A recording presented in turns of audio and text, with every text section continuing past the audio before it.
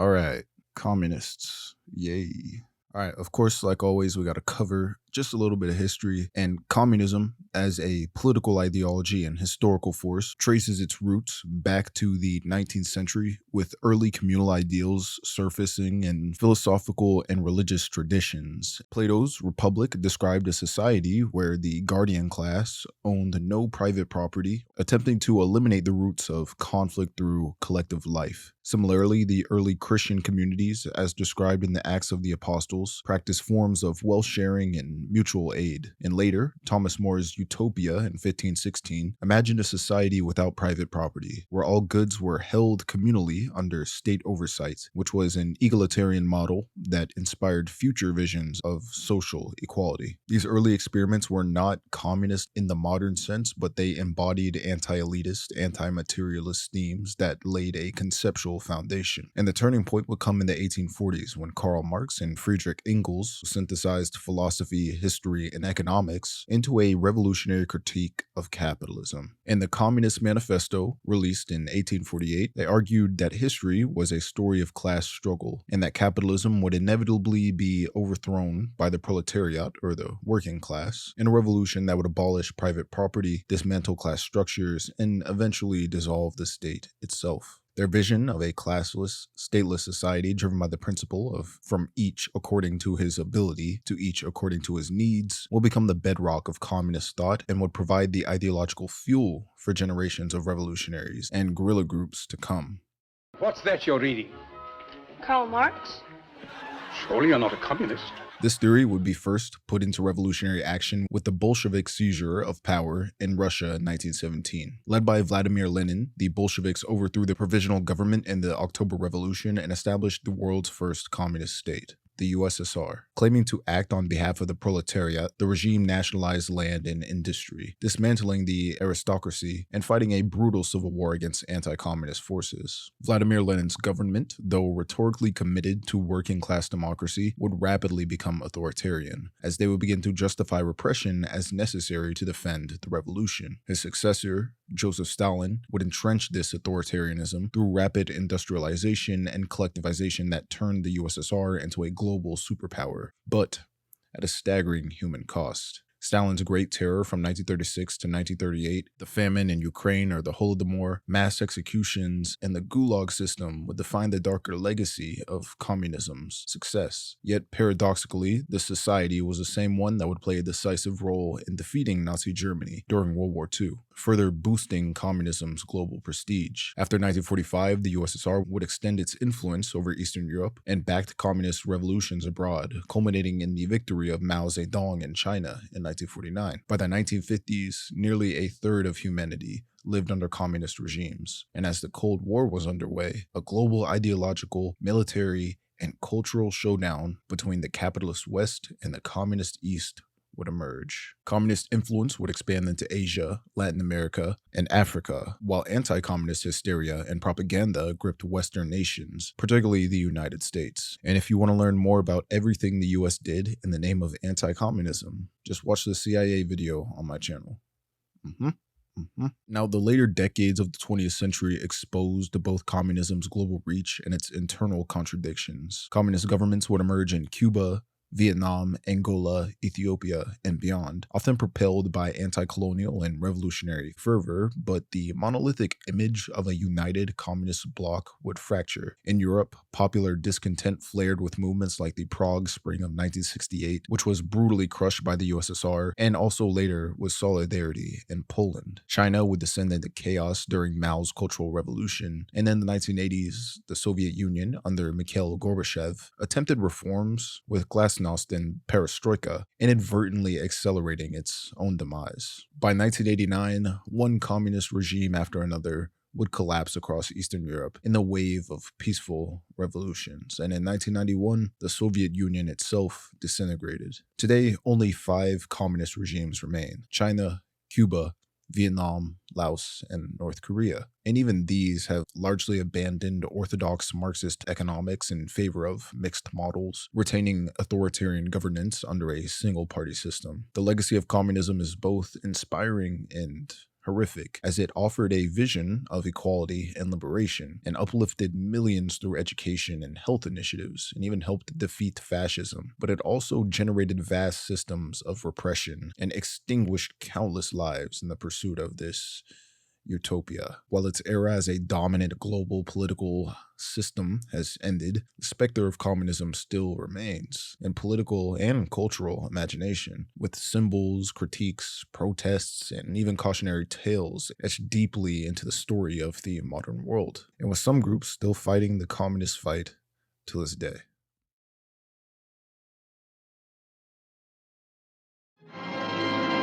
In recognizing a communist, physical appearance counts for nothing. If he openly declares himself to be a communist, we take his word for it. If a person consistently reads and advocates the views expressed in a communist publication, he may be a communist. Okay, so I just got done recording the video, and I feel like I did not talk enough in the intro. There's a bit that I want to hit on before we officially start talking about these groups. So if you don't care, skip ahead. Otherwise, here we go. So as we kind of hit on, while the 19th and early 20th century saw fewer sustained communist movements, there were several early uprisings that foreshadowed revolutionary sentiment that was later harnessed by communist parties, as we'd see the Paris Commune of 1871, which was a brief but iconic example, as for 2 months, radicalized workers ruled Paris before being brutally suppressed, and Marx and Engels would later hail this commune as the first dictatorship of the proletariat. In the Russian Empire, populist revolutionaries like Narenya Volya would campaign against the Tsarist autocracy, and though not Marxist, their clandestine struggle inspired later socialist militants. The decade of World War I saw other significant insurrections, as in Iran, the Jungle Movement in 1915, led by Mirza Kuchik Khan, rebelled against both monarchy and foreign influence, even briefly establishing a socialist Soviet Republic of Gilan in 1920 with Bolshevik aid. In Ireland, we'd see the Easter Rising of 1916, which was a nationalist revolt with socialist undercurrents, and we'd see Irish Citizen Army leader James Connolly, a committed Marxist, join the rebellion and would eventually be executed for it. In the aftermath of World War I, the Finnish Civil War in 1918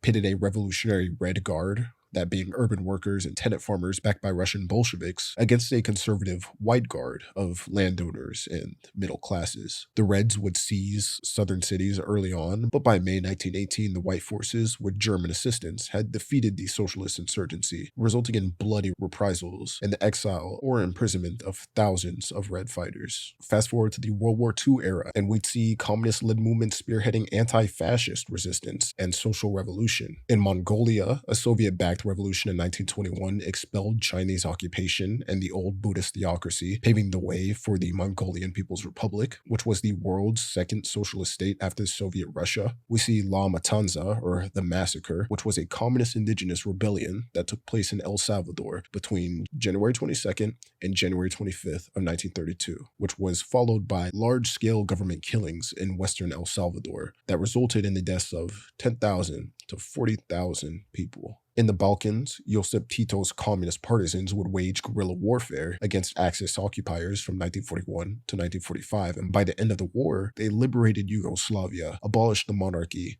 and proclaimed the Federal People's Republic of Yugoslavia in 1945. Similarly, in Albania, Enver Hoxha's communist-led national liberation movement fought Italian and German forces, and by 1944 they had liberated the country, and a communist People's Republic would be established soon after. A communist takeover unfolded in Bulgaria as well, as a coup on September 9th, 1944 by the Fatherland Front effectively ended the monarchy. The Democratic Army of Greece, the military wing of the Communist Party of Greece, fought in the Greek Civil War in 1946 after leftists and former resistance fighters were persecuted across the country. Now, these early revolutionary episodes, from the Paris Commune to anti-fascist or anti-monarchy wars, show us that communist and socialist revolts were a global phenomenon well before the Cold War, often intertwined with anti-colonial or anti-monarchist struggles. And it's clear that there are such uprisings and civil wars that deserve a discussion on their own, which is probably why I'm going to make a video about every civil war one day. But nonetheless, this video's focus is on communist guerrilla movements and organized insurgencies, which would gain momentum, especially after World War II. And I just wanted to form more of a backdrop before we started talking about the list, because it's important to remember that communist movements did not exist only as fringe insurgencies. Contrary to the common Western image of communists as secretive rebels, communist parties have been abundant and often mainstream in many countries. In the 20th century, millions of ordinary people joined communist parties or voted for them in elections. However, it's important to note that as the Cold War set in, the portrayal of communists in the West shifted dramatically. Communism would become demonized in mainstream Western discourse, even to this day, as they would not be perceived as just a political ideology, but as an existential enemy. Several factors would drive this. We'd have geopolitical rivalry, ideological propaganda, and real fears stoked by events like the Iron Curtain in Europe and the Chinese Revolution. In the United States, in the late 1940s and 1950s, we see a full-fledged Red Scare. Anti-communist rhetoric reached a fever pitch as politicians like Senator Joseph McCarthy and agencies like the FBI hunted for alleged communists in government, academia, and the arts. In Hollywood and the media, suspected leftists were blacklisted and informally banned from work, which destroyed careers on the basis of mere accusation. Popular culture also reflected this crusade. Cold War era movies frequently featured communist villains, often Soviet agents, as stock antagonists, and news outlets trumpeted the menace of red subversion. This hysteria, fueled by real international tensions as well as propaganda, painted communists as treacherous, un-American, and bent on world domination. Of course, Western anti-communist propaganda was eagerly amplified by the misdeeds of the regimes that claimed to be communist, which gave the West plenty of fodder, as in the name of achieving utopia, regimes calling themselves communists often inflicted nightmarish suffering. This legacy of repression makes it easy for people to equate communism with tyranny. It's also worth noting an ironic pattern in history, as many communist guerrilla movements that succeeded in seizing power did not usher in the classless democracy that Marx had envisioned, as instead they frequently install a one-party authoritarian rule. Marx and Engels had imagined that after a proletarian revolution, the state apparatus might be used temporarily to suppress the former ruling class, but eventually the state would wither away in a fully classless, stateless communist society. And in practice, no communist regime has ever reached that stateless end goal. Rather, the victorious revolutionary parties become the new state elites, and the dictatorship of the proletariat usually morphs into the dictatorship of the Communist Party, acting in the name of the proletariat, quote unquote. This approach, later termed Marxism-Leninism, as you'll see will come up a lot in the video, virtually guarantees that once a communist party takes over, they ban opposition and centralize authority into itself. From the Soviet Union and Maoist China to smaller regimes like Cuba or Angola, this pattern was consistent. A single party monopolized political control, justifying harsh measures as necessary to, quote, defend the revolution. And to be fair, not every communist movement has resulted in dictatorship. Some never even gained power, and some merged into democratic politics, as we'll talk about in the video. And a few communist-led states eventually reformed or collapsed under public pressure. Yeah, it's whatever. I don't really know. Now we can start the video. All right, let's get into it. The Communist Party of China and the People's Liberation Army trace their origins to a period of very intense social upheaval and foreign domination in the early 20th century. The Communist Party of China was officially founded in 1921 in Shanghai by a small group of Marxist intellectuals and labor organizers, influenced by the success of the 1917 Bolshevik Revolution in Russia. Initially allied with the nationalist Kuomintang, or KMT, under the official First United Front in 1923, together aimed to unite China and end warlordism and resist imperial powers. However, this uneasy alliance would shatter in 1927 when KMT leader Chiang Kai-shek launched a bloody purge of communists in Shanghai during the April 12th incident. Also known as the Shanghai Massacre of 1927, took place when Chiang's forces, aided by criminal syndicates like the Green Gang, attacked and executed thousands of communists in and leftist sympathizers, effectively ending the First United Front and triggering a full-scale civil war between the KMT and CPC. In response, the CPC began organizing rural-based armed resistance, marking the formal beginning of this war. And it was during this time that the Red Army, that being the forerunner of the PLA, would be established under leaders like Mao Zedong and Zhu De,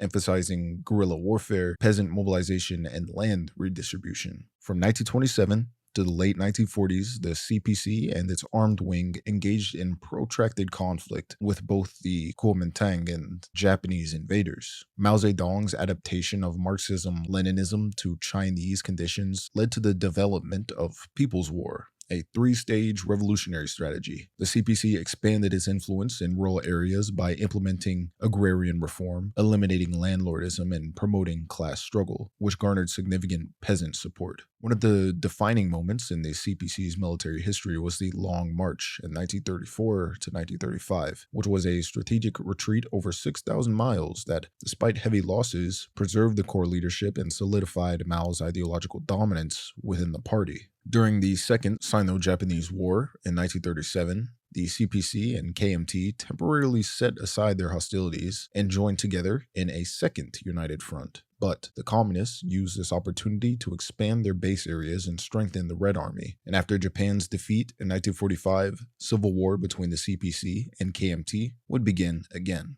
With superior guerrilla tactics, disciplined troops, and extensive rural support, the PLA, or People's Liberation Army, would achieve a series of decisive victories. And by October 1st, 1949, Mao Zedong declared the founding of the People's Republic of China, and the PLA would become the official military arm of the new state. The PLA was instrumental not only in establishing but also in defending the communist regime, later playing major roles in the Korean War in 1950 and broader conflicts with India in 1962, and even internal crackdowns such as the Cultural Revolution beginning in 1966 and involvement in the Tiananmen Square massacre in 1989. The CPC would evolve into a centralized one-party dictatorship that still governs China today, but the People's Liberation Army, originally a revolutionary guerrilla army, will be gradually transformed into a modern standing force under the direct control of the Central Military Commission. And unlike many communist insurgencies that we're going to be talking about that failed or were completely suppressed, the CPC and PLA succeeded in seizing and holding state power, making them one of the most successful examples of a Marxist guerrilla movement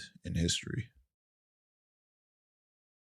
The Communist Party of Indochina was founded in 1930 by Ho Chi Minh and marked the formal beginning of an organized revolution in French colonial Vietnam. Originally called the Vietnamese Communist Party, it was later renamed that year to the Communist Party of Indochina to reflect its goal of unifying anti-colonial resistance across all of French Indochina, comprising Vietnam, Laos, and Cambodia. Its formation was the result of merging several smaller communist and nationalist factions, including the Tan Viet Revolutionary Party and the Indo-Chinese Communist Union. Influenced heavily by Soviet-style revolutionary theory, they focused on class struggle, land reform, and anti-imperialism, viewing the peasantry and working class as key agents of revolutionary change. However, in its early years, it operated largely underground due to brutal repression by French colonial authorities, who viewed any form of communism agitation as a serious threat to colonial control. Many early leaders were imprisoned and/or executed, and Ho Chi Minh himself would spend extended periods in exile, building international support and refining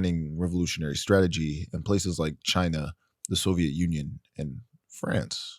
By the early 1940s, the ICP had begun reorganizing itself through a broader front, the Viet Minh, which was formally established in 1941. The Viet Minh was not explicitly communist in branding, as it was a deliberate move to appeal to a wider swath of Vietnamese society, including nationalists and moderate reformers. However, the movement remained dominated by ICP leadership. Their main objectives were to resist both French colonialism and Japanese occupation during World War II, and the Viet Minh guerrilla forces would receive some support from the OSS during the war, as both the US and Viet Minh shared an interest in undermining Japanese control. By organizing effective networks in the countryside, redistributing land, and launching propaganda campaigns, the Viet Minh established themselves as the dominant anti-colonial force in northern Vietnam by the time Japan surrendered in 1945. In September of that year, Ho Chi Minh would declare Vietnamese independence in Hanoi, citing the U.S. Declaration of Independence in his speech, though this independence would be short-lived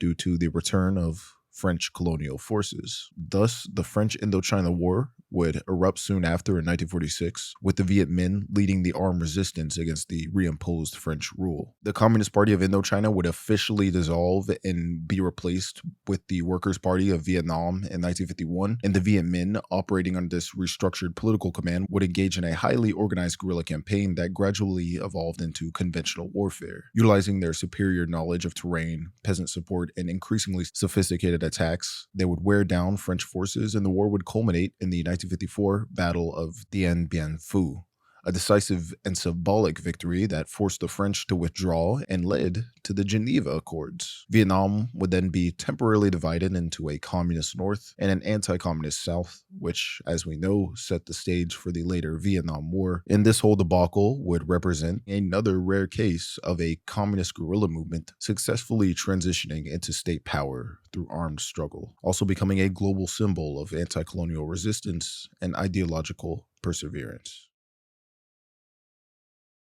The Hukbalahap, or People's Army Against the Japanese, was a Filipino communist guerrilla movement formed in March of 1942 during the Japanese occupation of the Philippines in World War II. Originally organized as a resistance force against the Japanese Imperial Army, the Hooks were created under the leadership of the Communist Party of the Philippines, or PKP, and included peasants, workers, and former military personnel. Its primary founders included Luis Turuk, who was a peasant leader and PKP member, along with other key figures. And unlike the more elite-led guerrilla groups operating elsewhere in the country, the Hooks would draw their strength from rural communities, especially impoverished tenant farmers who had long suffered under oppressive tenancy systems. The organization would grow rapidly, and by 1944, it reportedly had tens of thousands of members and sympathizers. Its military wing conducted sabotage, ambushes, and intelligence operations against Japanese forces, while its political arm focused on mobilizing mass support and establishing local governments in liberated territories. When World War II ended and the Japanese were defeated, the Hooks expected to be recognized as legitimate contributors to the anti-Japanese struggle. However, the returning American colonial authorities and the newly restored Philippine government, led by President Manuel Roxas, viewed the Hooks as a political and ideological threat. U.S. military officials and Filipino elites were wary of the group's communist affiliation, particularly amid the rising tensions of the early Cold War, and instead of being incorporated into the official post-war military structure, the Hooks were branded as outlaws. Former guerrillas were harassed, arrested, and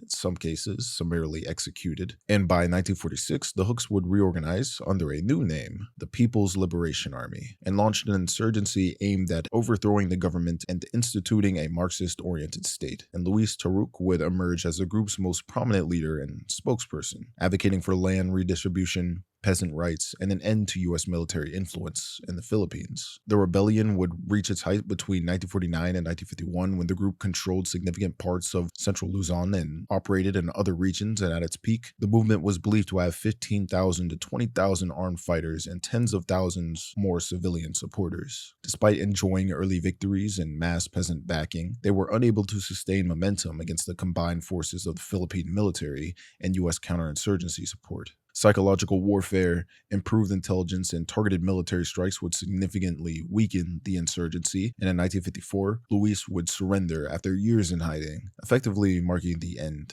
of the Hook Rebellion as a major military threat.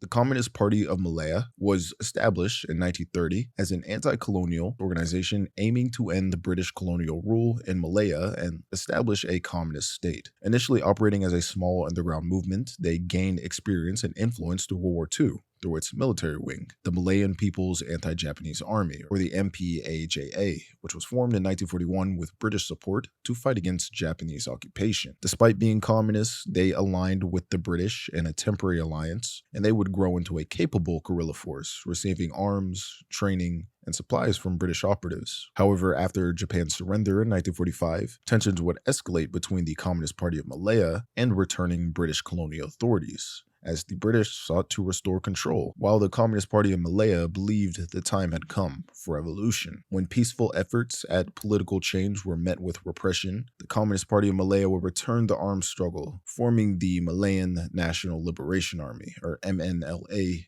in 1948, the same year the British declared a nationwide emergency after a series of assassinations of European planters. From 1948 to 1960, we'd see a brutal guerrilla conflict between the MNLA and British Commonwealth forces. The MNLA operated primarily from the jungle bases and utilized classic guerrilla tactics, that being ambushes, sabotage, and targeted assassinations. Drawing heavily from the Chinese ethnic population of Malaya, the MNLA struggled to gain support among the majority of Malay and Indian populations, in part due to ethnic tensions and British counterinsurgency strategy that portrayed the communists as foreign-influenced extremists. The British launched one of the most sophisticated counterinsurgency campaigns of the 20th century. Under High Commissioner Gerald Templer, policies such as forced relocations of rural Chinese communities into, quote, new villages, food control policies, and extensive use of psychological warfare would be employed to isolate the MNLA from civilian support. British and Commonwealth troops, along with local police and Malay home guards, would eventually erode the MNLA's capabilities, killing or capturing many of its fighters, and by 1960, the insurgency was officially declared over. And despite its military defeat, the Communist Party of Malaya would continue its insurgency from southern Thailand through the 70s and 80s, rebranding its campaign as part of a broader regional revolutionary movement. However, the global decline of communism, the normalization of Malaysia-China relations, and increasing internal factionalism would all lead to 1989, when the Communist Party of Malaysia signed the Hat Yai Peace Accord with the Malaysian government, formally ending its armed struggle. The Communist Party of Burma was founded in 1939 and emerged as one of the most enduring and militarily active communist insurgent movements in Southeast Asia. Its ideological roots trace back to the anti-colonial struggle against British imperialism, where early Burmese communists, including leaders like Thakin Thantun and Thakin So, who were members of the nationalist We Burmese Association. During World War II, many future CPB leaders temporarily allied with the Japanese, believing that it would help liberate Burma. However, disillusionment with Japanese imperialism led the communists and other nationalists to join the anti-fascist People's Freedom League in 1944. After independence was achieved in January 1948, ideological tensions and political rifts between the CPB and newly formed democratic government led by Prime Minister U Nu would escalate. When these disputes culminated in accusations of subversion and marginalization of the CPB in the post-colonial political landscape,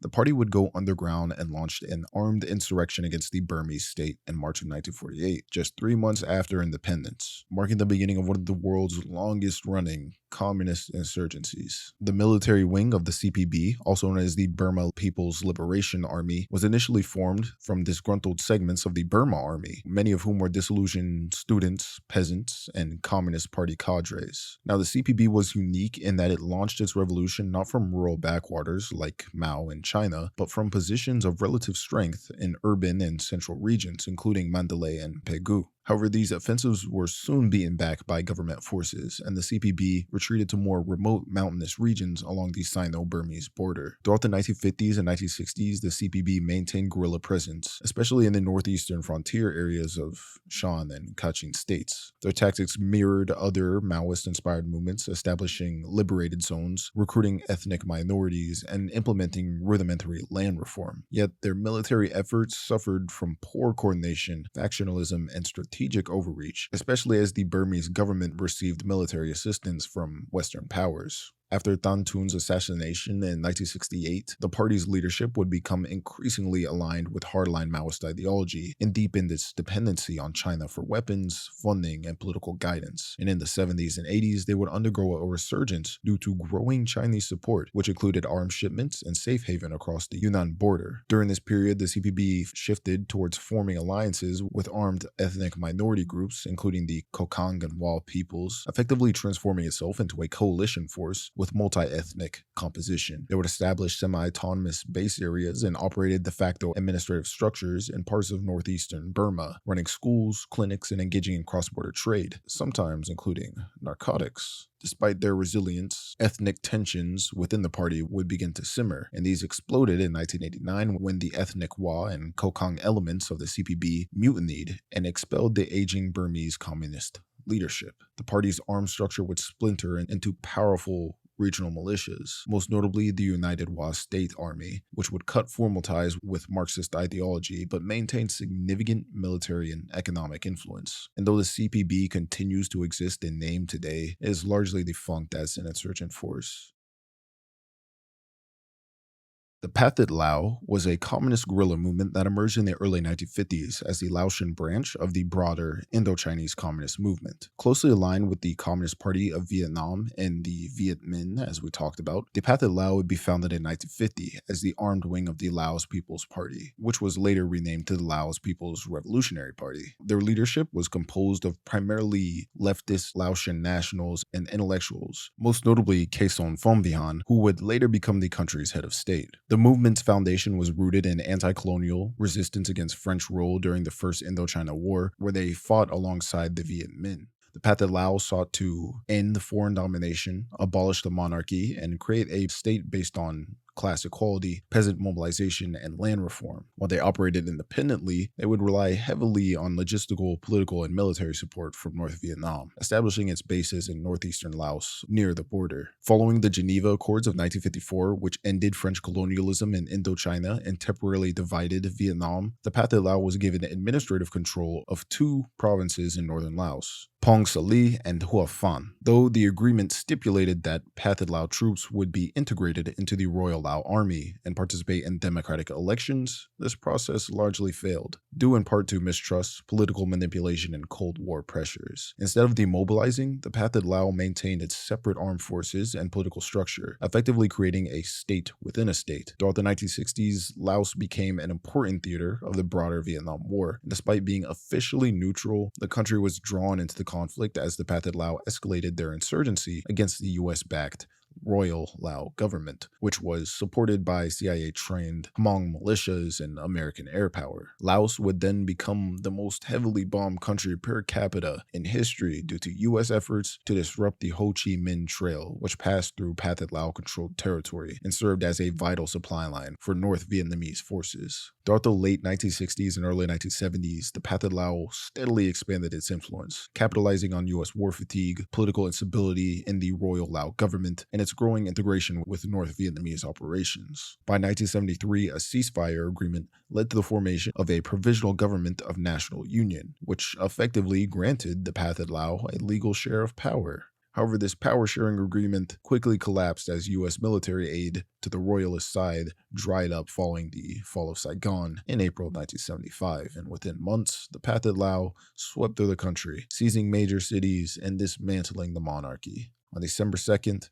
1975, the movement formally abolished the Kingdom of Laos and declared the establishment of the Lao People's Democratic Republic, with Khason Phomvihon as its first prime minister. The new regime implemented state collectivization, political re-education camps, and one-party rule, and although the Pathet Lao was initially viewed by some as a national liberation force, its transformation into a repressive, Leninist state apparatus would remain a subject of controversy when it comes to communism. And yeah.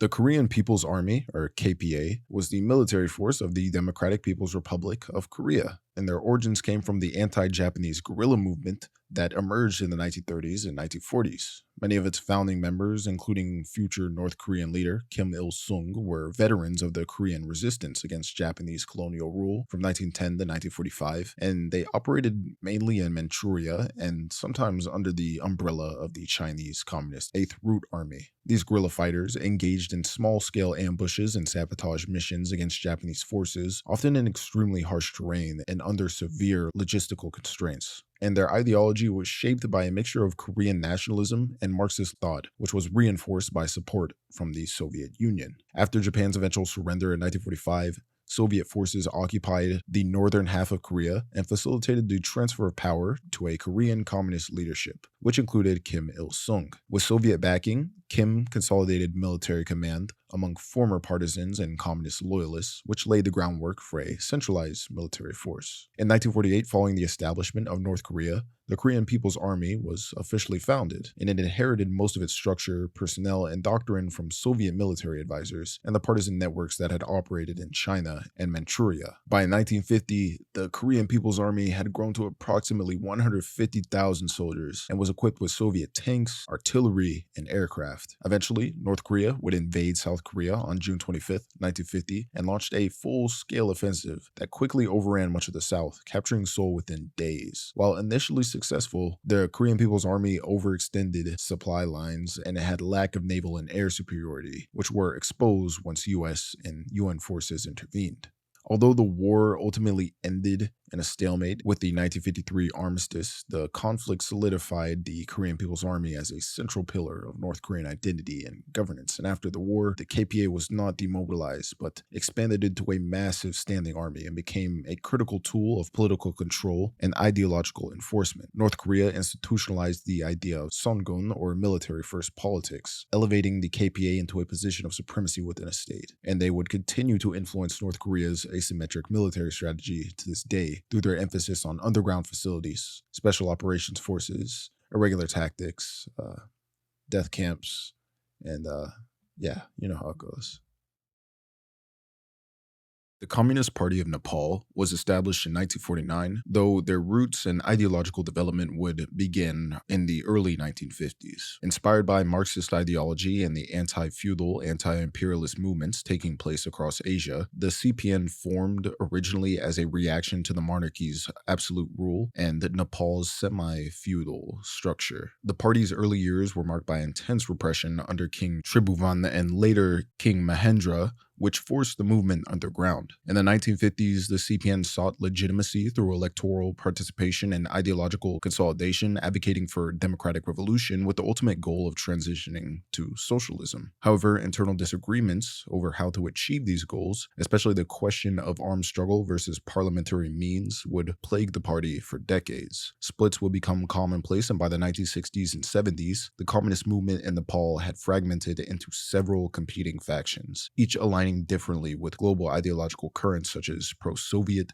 pro-Chinese, and independent Marxist lines. The shift towards guerrilla warfare would come much later, around the 1990s, in the aftermath of the 1990 People's Movement, which restored multi-party democracy and significantly curtailed the monarchy's power. Various leftist parties would participate in electoral politics, but would become disillusioned with the pace and sincerity of reforms. And in 1996, a radical offshoot known as the Communist Party of Nepal, or Maoist faction, led by Pushpa Kamal Dahal and Baburam Bhattacharya, declared a people's war against the monarchy and the state apparatus. And they would launch armed insurgency operations from remote western districts. Their goal was to establish a new democratic republic by overthrowing the parliamentary monarchy and dismantling the feudal system. And this guerrilla phase was marked by widespread mobilization among the rural poor, land seizures, parallel administrative structures, and a sophisticated military political apparatus known as the People's Liberation Army. Within a few years, the Maoist insurgency had expanded to nearly all 75 districts of Nepal, engaging in ambushes, bombings, and assaults on police and army forces. This insurgency,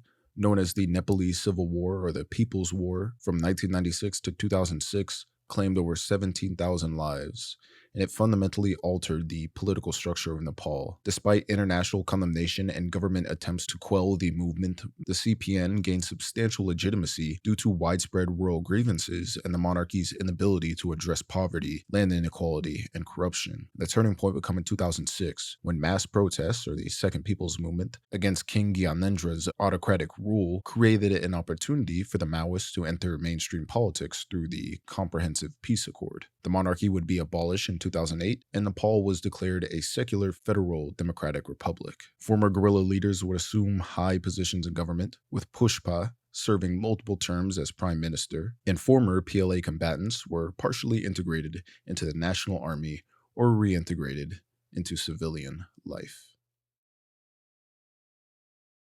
The 26th of July movement was a revolutionary organization founded in 1955 by Fidel Castro, following his release from prison after a failed armed assault on the Moncada barracks in Santiago de Cuba on July 26, 1953. The date of the attack, though a military disaster, would become the symbolic starting point for the Cuban Revolution and the name of the movement itself. This assault was intended to spark a popular uprising against the US-backed dictatorship of Fulgencio Batista, who had seized power in a 1952 coup. The event became a rallying cry for Cuban revolutionaries. And while imprisoned, Fidel Castro wrote his famous speech, "History Will Absolve Me," laying out the ideological foundation of the movement, including calls for land reform, national sovereignty, and social justice, heavily influenced by Marxist and anti-imperialist thought. Upon his release in 1955 under amnesty, Castro would go into exile in Mexico, where he reorganized the movement and began planning a guerrilla campaign to overthrow Batista. In Mexico, Fidel was joined by his brother Raul and the Argentine Marxist revolutionary Ernesto Che Guevara, among others. And there, the 26th of July movement trained and armed itself for a return to Cuba. In December 1956, the group launched its insurgency by sailing from Mexico to Cuba, and the landing was a disaster, as they were ambushed by Batista's forces, and most of the guerrillas were killed or captured. Only a dozen or so, including the Castros and Guevara, escaped into the Sierra Maestra Mountains of eastern Cuba, and from the stronghold, the movement would wage a sustained guerrilla war over the next 2 years, employing hit-and-run tactics, sabotage, and propaganda.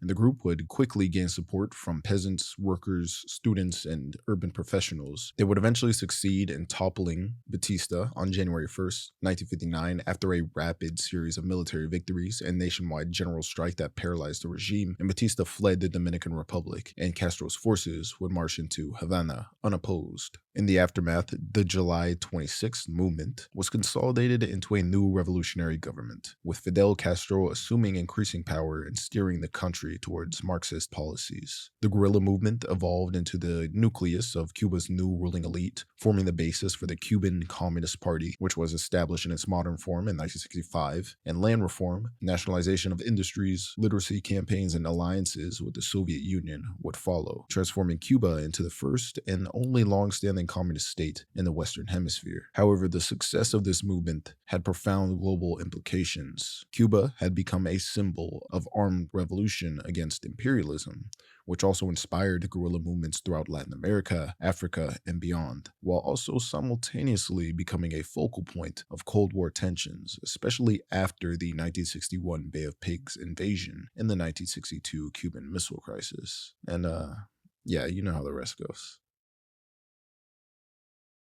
FRELIMO, originally founded in 1962 as a unifying nationalist front against Portuguese colonialism, will play a pivotal role in Mozambique's struggle for independence and its post-colonial political landscape. Emerging from a merger of the three nationalist groups in Tanzania, FRELIMO launched an armed resistance campaign in 1964 against the deeply entrenched Portuguese regime, which had ruled Mozambique for over 4 centuries. Backed by the Soviet Union, China, and sympathetic African nations, FRELIMO established liberated zones in the north, replacing colonial governance with rudimentary socialist structures that emphasized healthcare, education, and peasant mobilization. The movement would grow more ideologically committed to Marxism-Leninism over time, particularly under the leadership of Samora Machel and Marcelino dos Santos, who took over after the 1969 assassination of their founding leader, Eduardo Montalvan. After the 1974 Carnation Revolution in Portugal, which dismantled the fascist Estado Novo regime, Mozambique would gain independence in 1975. FRELIMO would then form a one-party socialist state,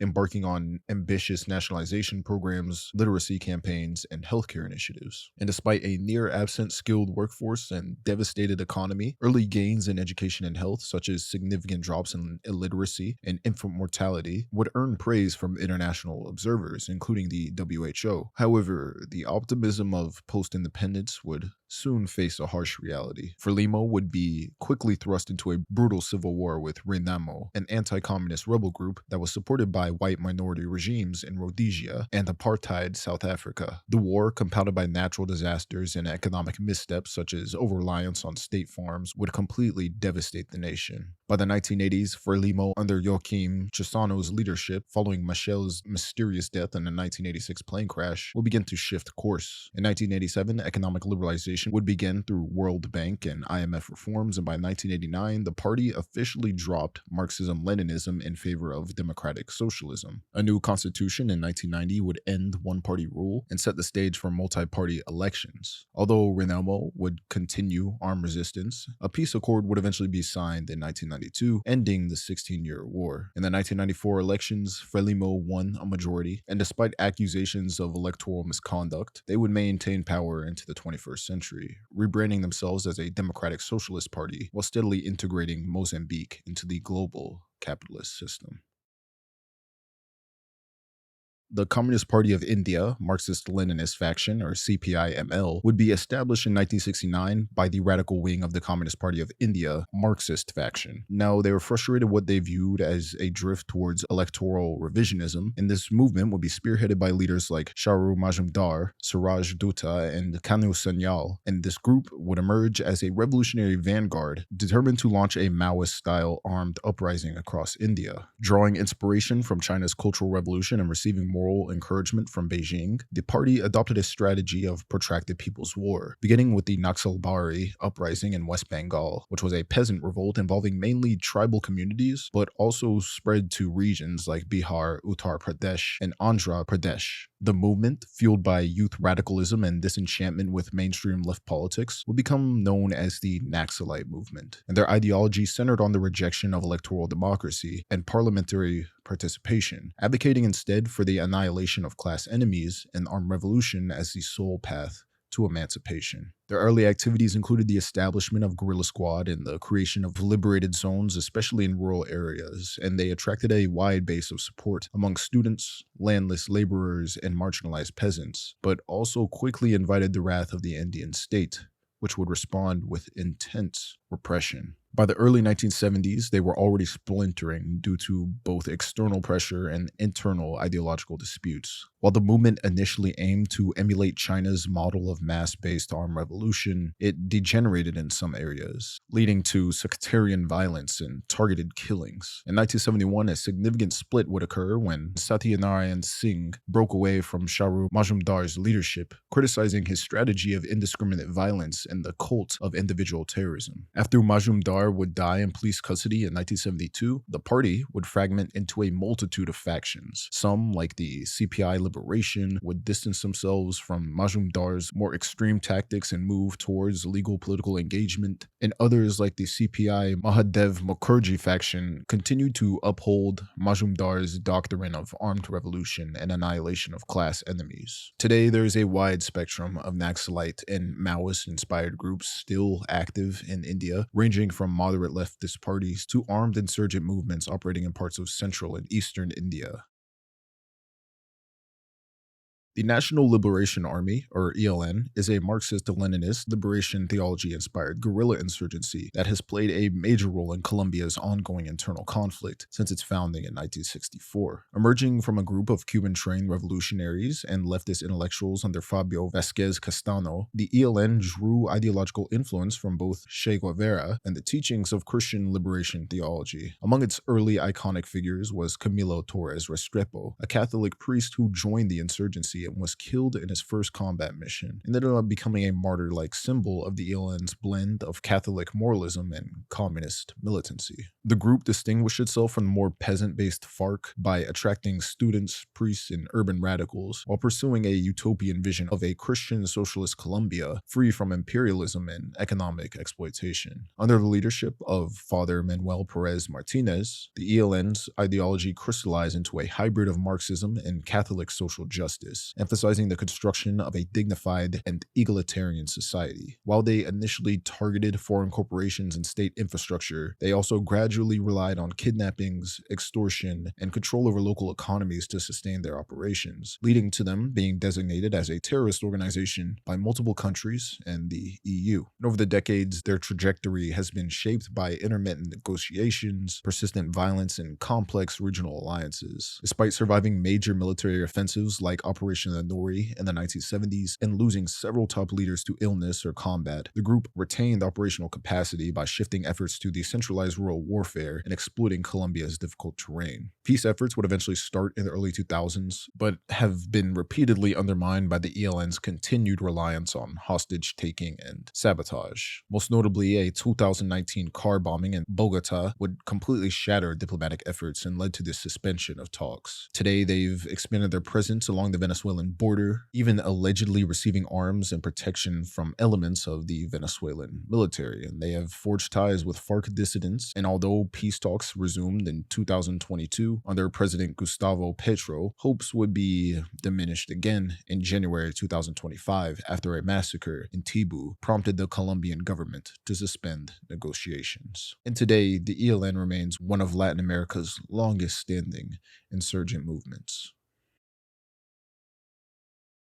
The Revolutionary Armed Forces of Colombia, or People's Army, or FARC, was a Marxist-Leninist guerrilla movement that emerged from peasant self-defense groups formed during the brutal period of La Violencia following the 1948 assassination of Jorge Eliezer Gaitan. And they were officially founded in 1966, and FARC would position themselves as a champion of agrarian reform and anti-imperialist ideology in opposition to Colombia's oligarchic and bipartisan National Front regime. Their military roots would deepen in the early 1960s after a failed government assault on the autonomous Marquetalia commune, which catalyzed the group's foundation under the leadership of Manuel Marulanda Velez. Bolstered by Cold War dynamics and ties to the Colombian Communist Party, FARC established itself in Colombia's rural south, organizing landless peasants and creating semi-autonomous zones with their own parallel systems of governance and taxation. By the 1980s, income from the booming coca economy, taxation of illicit industries, and extortion allowed the guerrillas to evolve from a ragtag militia into a formidable irregular army capable of seizing towns, ambushing military units, and conducting large-scale operations. Attempts at political integration, most notably through the formation of the Patriotic Union, would end in mass slaughter, as thousands of Patriotic Union members would be assassinated in the late 1980s and early 1990s by right-wing paramilitaries and government-aligned forces, pushing FARC further into militancy and prolonging the conflict. Throughout the 90s and 2000s, their influence would surge and then begin to unravel, as kidnappings for ransom, attacks on infrastructure, and control over coca production made them one of the wealthiest and most controversial insurgencies in the Western Hemisphere. They would become known not just for armed struggle, but also for atrocities: child soldier recruitment, forced abortions, hostage executions, and indiscriminate bombings, which would alienate large swaths of the population. By the time peace talks resumed in the 2010s under President Juan Manuel Santos, FARC had been weakened considerably, and the 2016 peace deal would mark a historic moment, leading to disarmament, political reintegration, and ending 5 decades of war. As of 2025, Colombia still grapples with residual violence, but the scale and ideology of FARC's original insurgency have been largely relegated to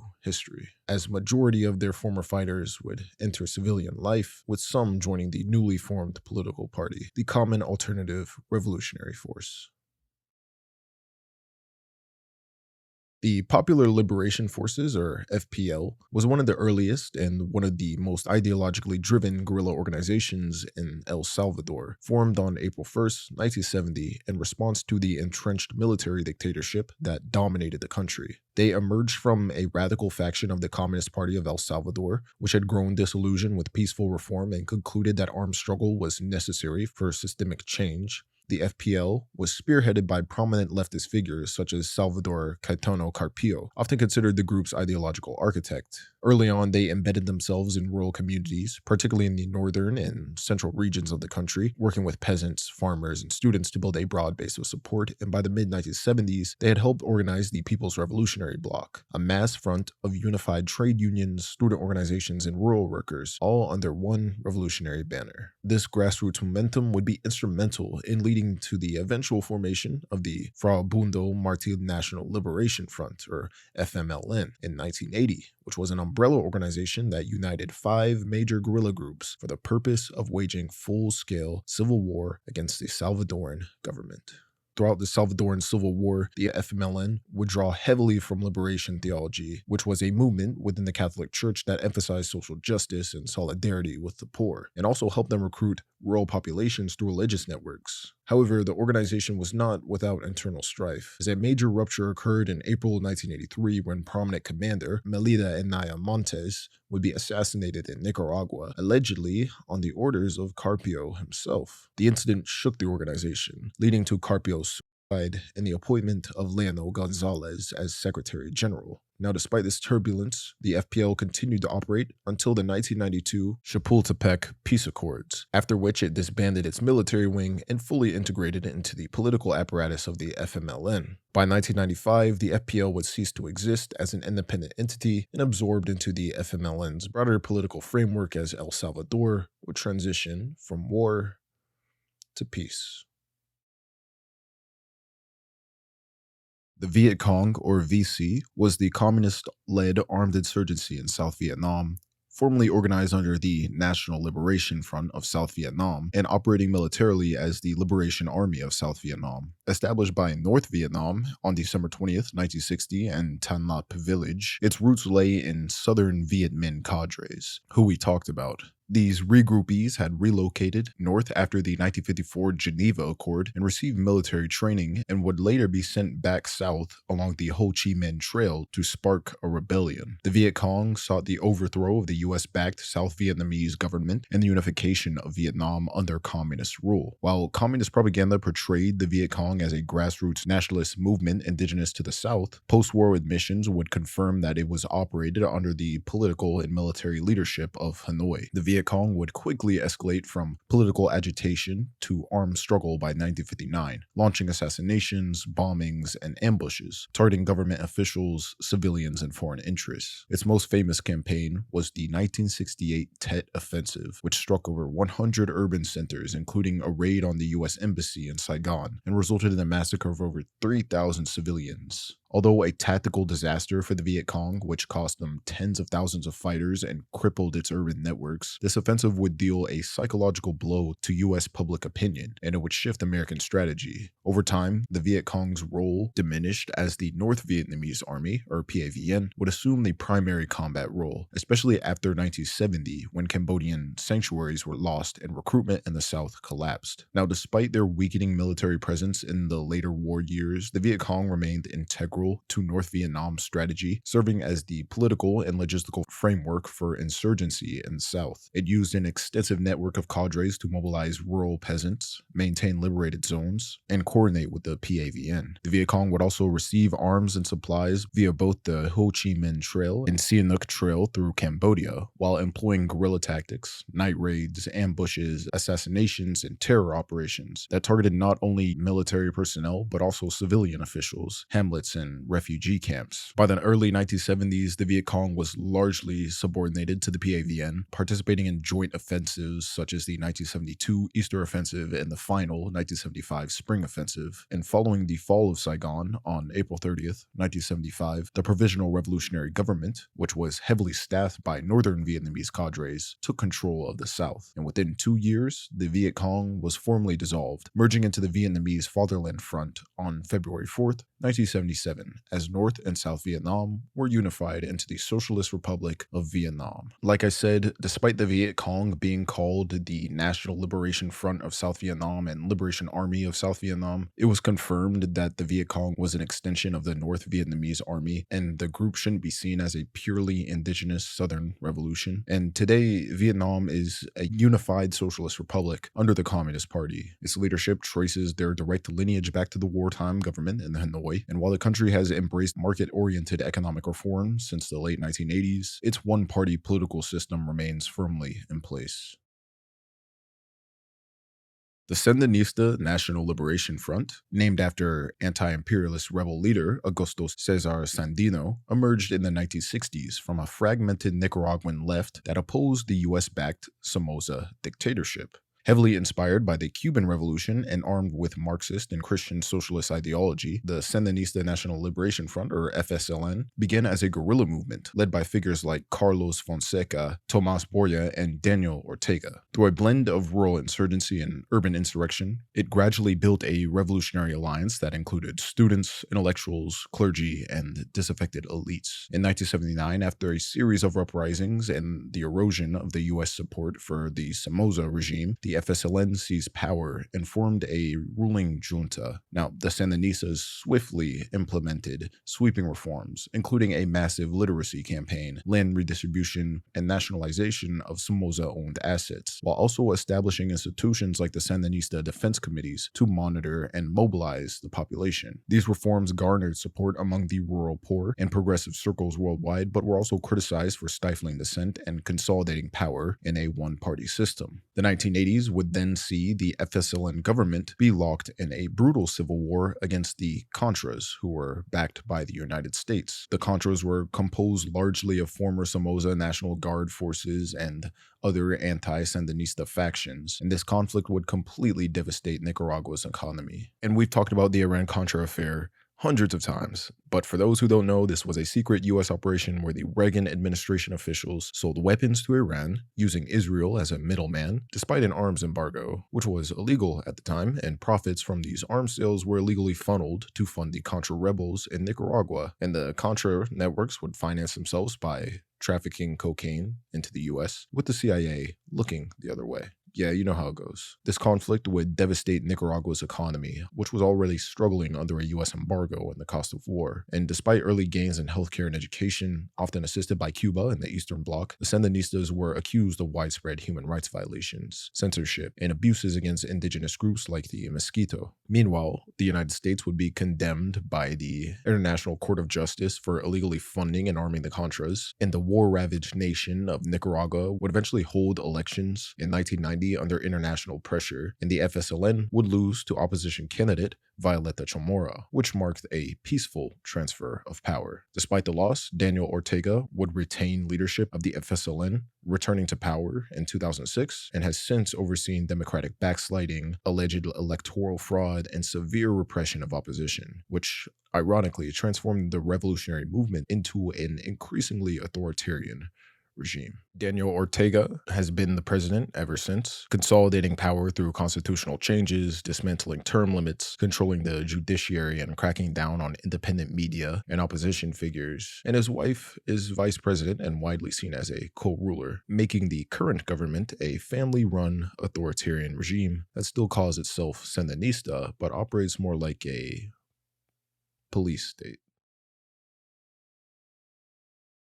The Communist Party of Kampuchea, more commonly known as the Khmer Rouge, emerged as a Maoist-inspired revolutionary movement in Cambodia during the late 1960s under the leadership of Pol Pot and his close associates, many of whom had been educated in France and were influenced by Marxist-Leninist and radical nationalist ideas. Initially operating as a small insurgency in rural areas, the group gained strength during the Cambodian Civil War from 1970 to 1975, aided by Chinese military and financial support, and at times by North Vietnamese forces. The eventual 1970 coup that deposed Prince Norodom Sihanouk and installed the pro-American Lon Nol regime would drive many rural Cambodians into the arms of the Khmer Rouge, especially after Sihanouk allied himself with them in his exile. By April 1975, after years of guerrilla warfare and devastating U.S. bombing campaign, the Khmer Rouge would seize Phnom Penh and establish Democratic Kampuchea. Once in power, they implemented one of the most radical and violent social engineering projects in modern history. Cities were emptied, currency was abolished, and private property was outlawed, and the population was forced into agricultural collectives. The regime's vision sought complete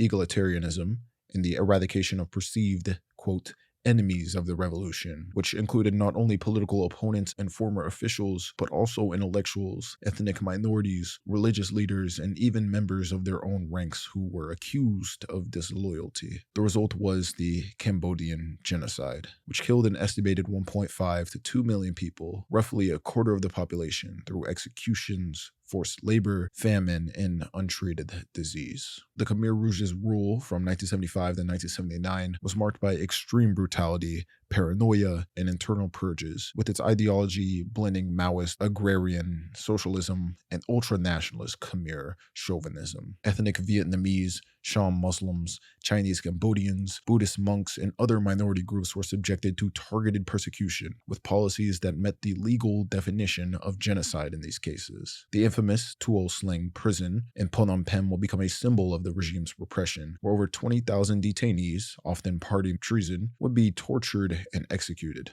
Now, despite the regime's collapse in 1979 after a Vietnamese invasion, the Khmer Rouge retained Cambodia's UN seat for over a decade, supported diplomatically and indirectly by China, the United States, and other anti-Vietnamese states during the Cold War. The movement would continue as a guerrilla force along the Thai border until the late 1990s, when defections, amnesties, and the deaths of key leaders like Pol Pot would lead to its eventual dissolution.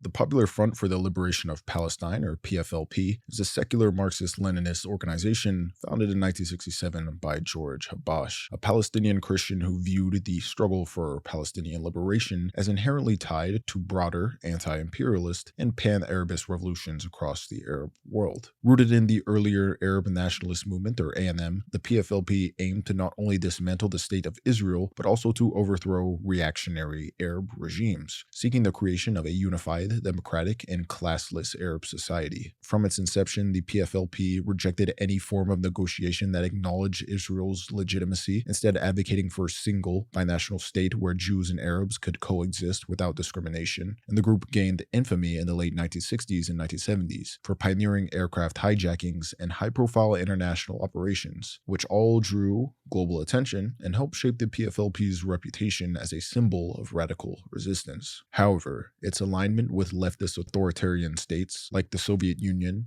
Syria, and later Iran, combined with internal ideological rifts and rise of Islamist movements like Hamas, steadily marginalized its influence within the Palestinian national movement. Following the Oslo Accords, the PFLP would grow increasingly isolated from the mainstream Palestine Liberation Organization, or PLO, and sought closer ties with Hezbollah and Iran, despite its own secular principles. While the group would maintain some presence through its armed wing, their role in modern Palestinian politics has been completely diminished by infighting, generational shifts, and the dominance of more populist or religious factions. And nonetheless, the organization has continued to carry out militant operations, including bombings, assassinations, and high-profile killings like the 2014 Jerusalem synagogue attack. It also reportedly played a role in the 2023 Hamas-led assault on southern Israel on October 7th, and continues to engage Israeli forces in the ongoing occupation of Gaza. Israeli intelligence has accused the group of misusing international aid, and despite severe crackdowns and leadership losses, the PFLP still commands a devoted and limited base, and champions the rejection of Western-backed peace frameworks and portrays itself as a purist vanguard of resistance, uncompromising in its call for the total dismantlement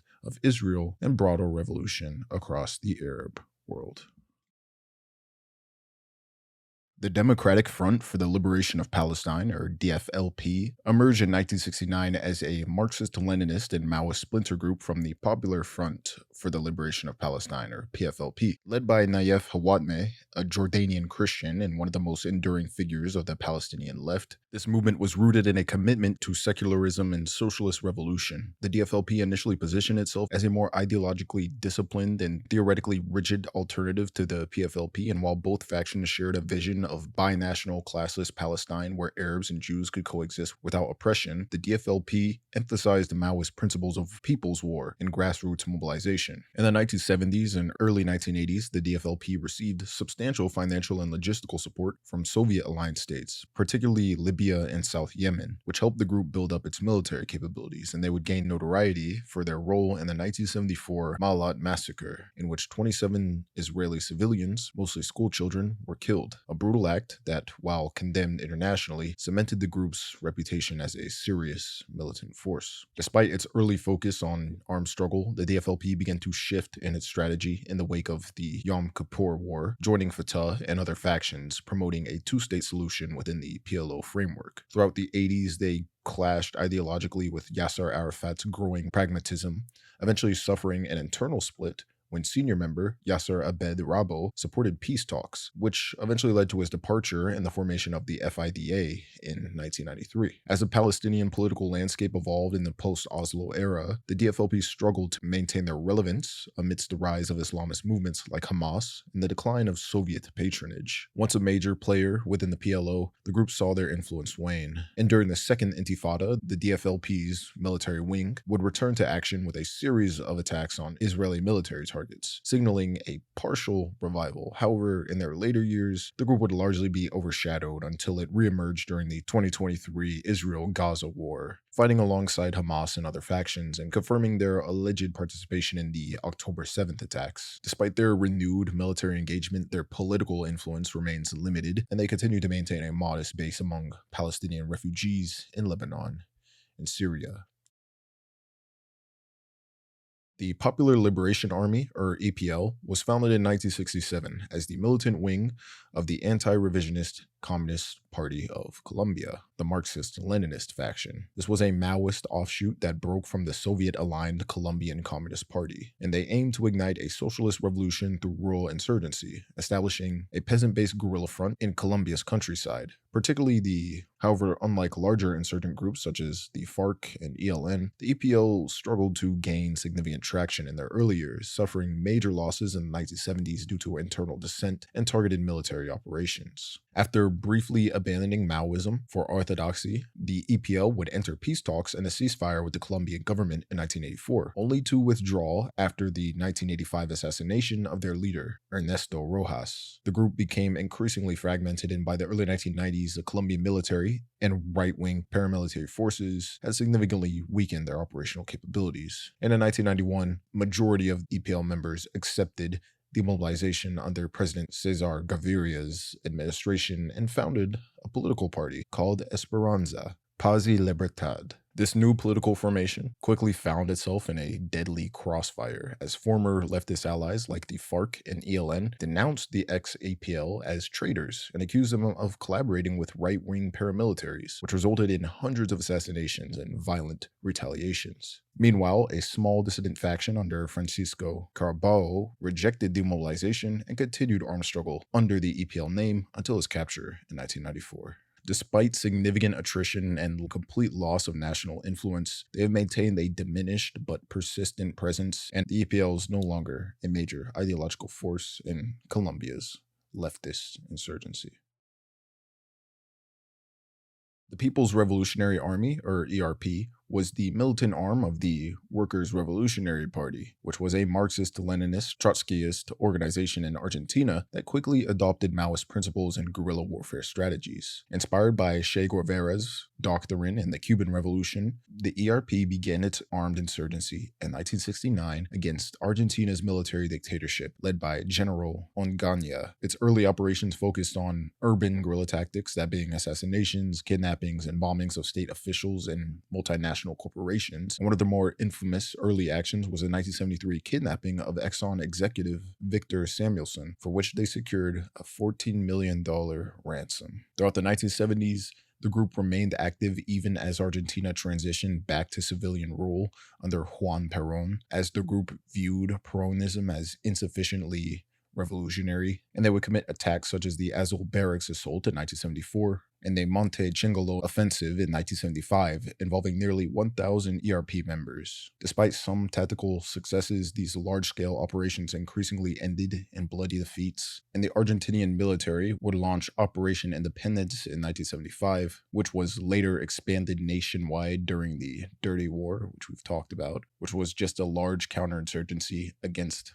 communists or perceived communists in Latin America, also backed by the CIA. And by 1976, the ERP was in steep decline. Most of its leadership had been killed or captured, and in March of 1976, Lieutenant Jorge Rafael Videla would seize power through a coup in Argentina, and the junta would proceed to unleash a reign of terror, expanding the war from guerrillas to students, intellectuals, and activists. An estimated 10,000 to 30,000 people disappeared under this dictatorship, and ERP veterans would flee abroad. One of their final members, Enrique Goyarin Merlo, would later participate in the assassination of Nicaraguan dictator Anastasio Somoza in 1980, and he would return to Argentina and led a failed 1989 uprising, after which he was captured and sentenced to life before eventually receiving a pardon in 2003. And by then, the ERP had disintegrated. The New People's Army, or NPA, was founded in 1969 by Jose Maria Sison and Bernabe Busqueno, and this is the armed wing of the Communist Party of the Philippines, or CPP, and one of the most enduring Maoist guerrilla movements in the world. Emerging from the ideological split with an older Communist Party in the Philippines, the MPA embraced Mao Zedong's model of protracted people's war, aiming to overthrow what it labeled as a bourgeoisie reactionary puppet government and replace it with a people's democratic state. Their strategy would combine armed struggle, agrarian revolution, and mass-based mobilization in rural areas. And from its origins, with only 60 fighters in the Tarlac province, they rapidly expanded during the dictatorship of Ferdinand Marcos, exploiting the authoritarian crackdown on dissent to grow their influence. By the 1980s, the MPA had tens of thousands of fighters and operated in 63 of the Philippines' 81 provinces and maintained parallel revolutionary governments in liberated zones where they collected taxes and implemented land reforms. The group's revolutionary governance was enforced through people's courts and community organizing, aiming to dismantle feudal land holdings and empower peasants, although these efforts often involved summary executions and coercive tactics. And tensions between ideology and practice became apparent in the late 1980s when an internal purge known as Campañang Ahos, which was their program to root out infiltrators in the party, would lead to mass paranoia and executions within their own ranks, which nearly derailed the entire movement. Despite internal setbacks and relentless counterinsurgency campaigns, the MPA maintained a presence and would continue to wage guerrilla warfare. And peace negotiations with the Philippine government would be ongoing since 1986 and have repeatedly collapsed over issues like prisoner releases, ceasefire violations, and government's refusal to sign socioeconomic reforms. Nevertheless, the group has been designated as a terrorist organization by the United States, European Union, Japan, and Philippine government. And as of today, they continue to operate through guerrilla warfare in the countryside, maintaining an ambitious 5-year plan to escalate their insurgency toward a strategic stalemate with the Philippine military. The Red Army faction was a radical left-wing militant group active in West Germany from 1970 to 1998. Emerging from the 1968 student protest movements, the Red Army faction was forged by ideologues who saw the West German state as a continuation of fascist repression. Their rhetoric borrowed heavily from Marxist-Leninist doctrine and Maoist guerrilla theory, channeling post-war guilt, anti-imperialism, and generational trauma into violent resistance. They viewed their actions, that being bombings, kidnappings, assassinations, and bank robberies, not as criminal, but as revolutionary responses to what they believed was a US-backed, authoritarian capitalist regime. The group's activity would span 3 generations, peaking during the so-called German Autumn of 1977, when Red Army faction operatives kidnapped industrialist Hans Martin Schleyer and coordinated with the Palestinian PFLP in the hijacking of Lufthansa Flight 181, hoping to force the release of imprisoned members. The government's refusal to negotiate led to the deaths of several hostages in the coordinated of core Red Army faction leaders in Stammheim prison, which triggered a firestorm of conspiracy theories and public paranoia. Despite their eventual ideological decay and diminishing public support, the Red Army faction remained active into the 1990s, operating with greater secrecy and deadlier precision. They carried out high-profile assassinations, including Deutsche Bank chairman Alfred Herrhausen and Treuhandanstalt head Detlev Karsten Rohwedder. Though the fall of the Soviet Union and reunification of Germany severely undercut the Red Army faction's political rationale, they would continue isolated attacks, and in 1998, the Red Army faction officially declared its dissolution. The Red Brigades emerged in Italy in 1970 as a Marxist-Leninist militant organization intent on overthrowing the state through armed revolution. Founded by Renato Curcio, this group took shape amid labor unrest, student radicalization, and Cold War paranoia, targeting what they described as the imperialist and capitalist structures underpinning post-fascist Italy. Heavily inspired by Latin American guerrilla movements and drawing symbolic lineage from the Italian resistance against Mussolini, they initially focused on armed propaganda through factory sabotage, symbolic kidnappings, and attacks on corporate figures. However, by the mid-1970s, they escalated to political assassinations, increasingly targeting judges, police, and politicians, all while distancing themselves from more moderate leftist groups. Their ideology was rigid and elitist. They believed that armed struggle would catalyze class consciousness among workers. However, their increasingly violent actions, such as the high-profile murder of trade unionist Guido Rosa, would alienate their intended base and fracture their relationship with Italy's broader political left. especially the Italian Communist Party. The group's defining moment came in 1978 with the kidnapping and murder of Aldo Moro, a former prime minister and the linchpin of the Italian Communist Party Christian Democracy Alliance. Moro's execution after 54 days of captivity would shock the nation and galvanize an unprecedented anti-terror crackdown. Although the Red Brigades hoped this act would destabilize Italy's political system and radicalize the masses, it instead triggered mass arrests, defections, and widespread condemnation, including from former Red Brigade leaders and leftist intellectuals. Hundreds of members would flee abroad to France and South America, and others even became collaborators, which led to the organization's fragmentation. And the group would officially be dissolved in 1988.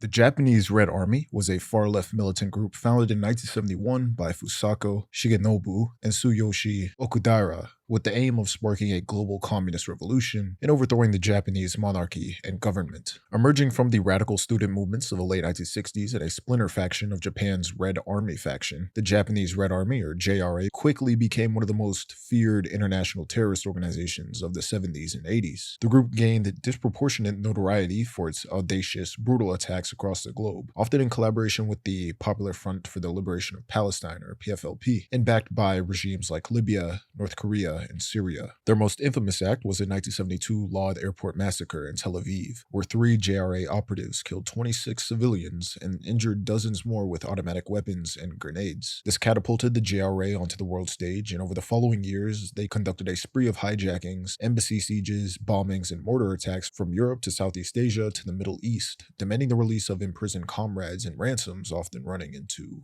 millions. They functioned less like a traditional guerrilla force and more like international mercenaries of anti-imperialism. Their operations, marked by a theatrical brutality and chilling indifference to civilian casualties, were intended to strike at symbols of Western imperialism and Japanese capitalism. They would evolve into a kind of nomadic militant vanguard, operating from safe havens in Lebanon, Libya, and the Philippines, where they trained, coordinated with other insurgent groups, and disappeared into global underground networks. But as the Cold War waned and international counterterrorism cooperation grew tighter, the JRA's operational capacity sharply declined, and by the 90s and 2000s, many of their members had been arrested, killed, or forced into hiding. And in 2001, one of their founders, Fusako Shigenobu, who had been arrested the previous year, formally declared the JRA disbanded.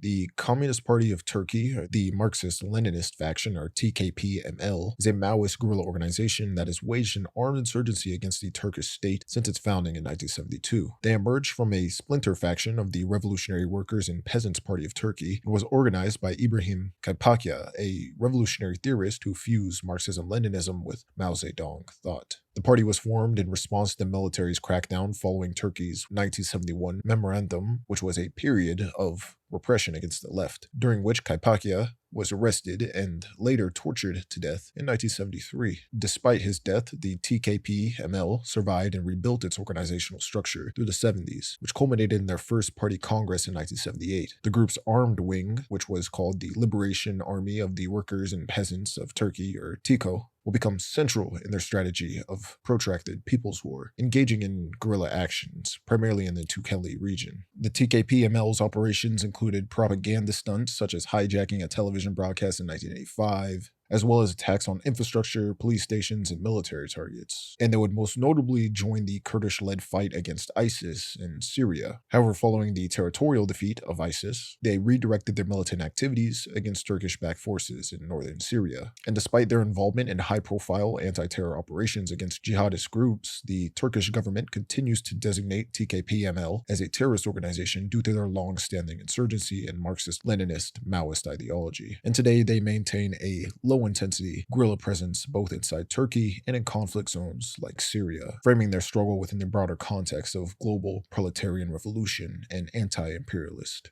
resistance.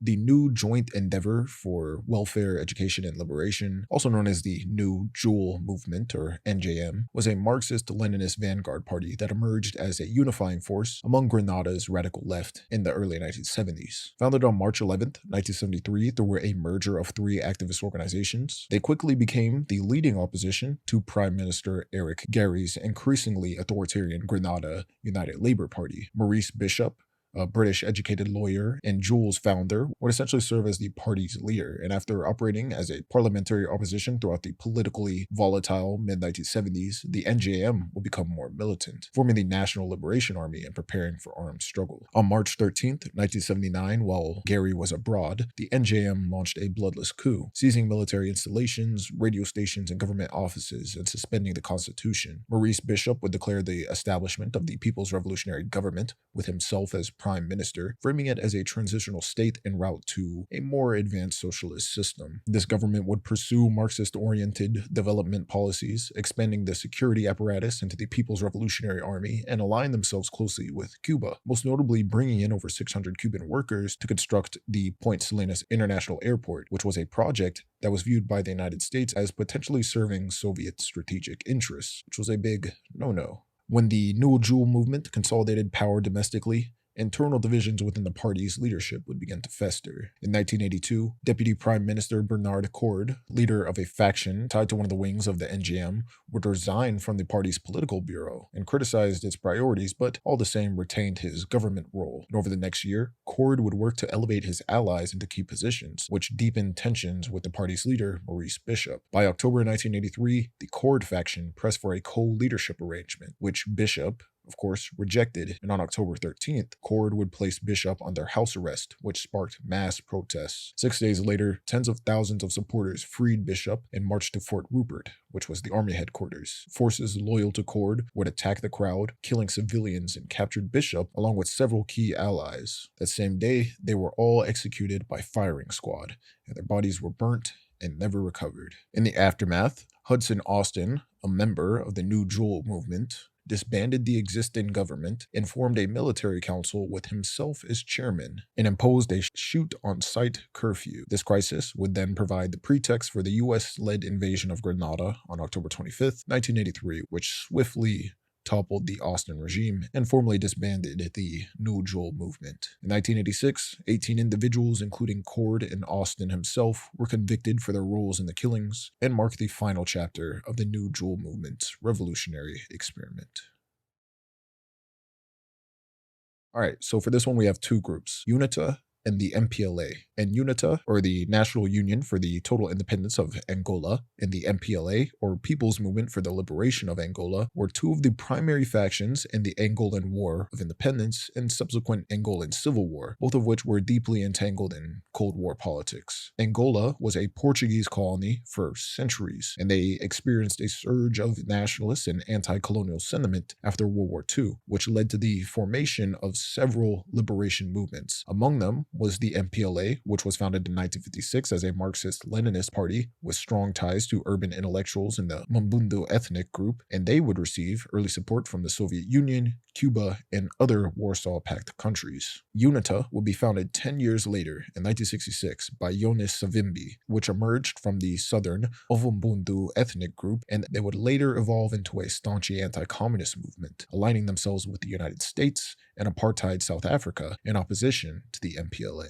Following Portugal's Carnation Revolution in April 1974, which overthrew the Estado Novo dictatorship, Lisbon quickly moved to divest from its colonies, which set the stage for Angola's independence. The Alvor Agreement of January 1975 attempted to create a transitional government that was composed of the MPLA, UNITA, and FNLA, which was a nationalist group, but this coalition, of course, collapsed. In the power vacuum that followed, full-scale civil war broke out, with the MPLA seizing Luanda and proclaiming the People's Republic of Angola on November 11th, 1975, the official date of independence. Almost immediately, this conflict became an international proxy war. The MPLA will be backed by thousands of Cuban troops and Soviet advisors, while UNITA was armed and financed by the CIA and received ground support from South African Defense Forces. And the FNLA would be backed by Zaire and the US, and was quickly marginalized within the conflict. Throughout the 70s and 80s, the Angolan Civil War escalated into one of the longest and most violent conflicts in Africa, fueled by Cold War rivalries and Angola's strategic mineral wealth, particularly oil and diamonds. The MPLA, with Cuban and Soviet assistance, gradually consolidated control over key urban and coastal regions, and their governance style followed Soviet-aligned socialist policies, including centralized economic planning and one-party rule. And in contrast, UNITA would evolve into a rural-based insurgency that would use their guerrilla tactics to disrupt the MPLA's infrastructure and economy. With funding from U.S. covert operations, or the CIA, and profit from illicit diamond sales, Savimbi maintained a formidable force in the Angolan interior, and the conflict would be brutal. Both sides committed war crimes, massacres, forced conscription of children, and the widespread use of landmines, which would leave Angola among the most heavily mined countries in the world. The Cold War's end would mark a turning point in the Civil War, with the withdrawal of Cuban troops in 1989, the collapse of the Soviet Union, and the shifting of U.S. priorities, all led to a series of attempted peace agreements, including the Bicesse Accords in 1991 and the Lusaka Protocol in 1994. However, hostilities resumed after disputed elections and failed disarmament efforts, and it wasn't until Jonas Savimbi was killed in a government ambush in 2002 that UNITA finally collapsed as a military force. A peace agreement was signed that year, which ended nearly 27 years of civil war. UNITA would be transitioned into a political party, and the MPLA, which remains in power today, pivoted toward a more market-oriented economy while maintaining their authoritarian hold.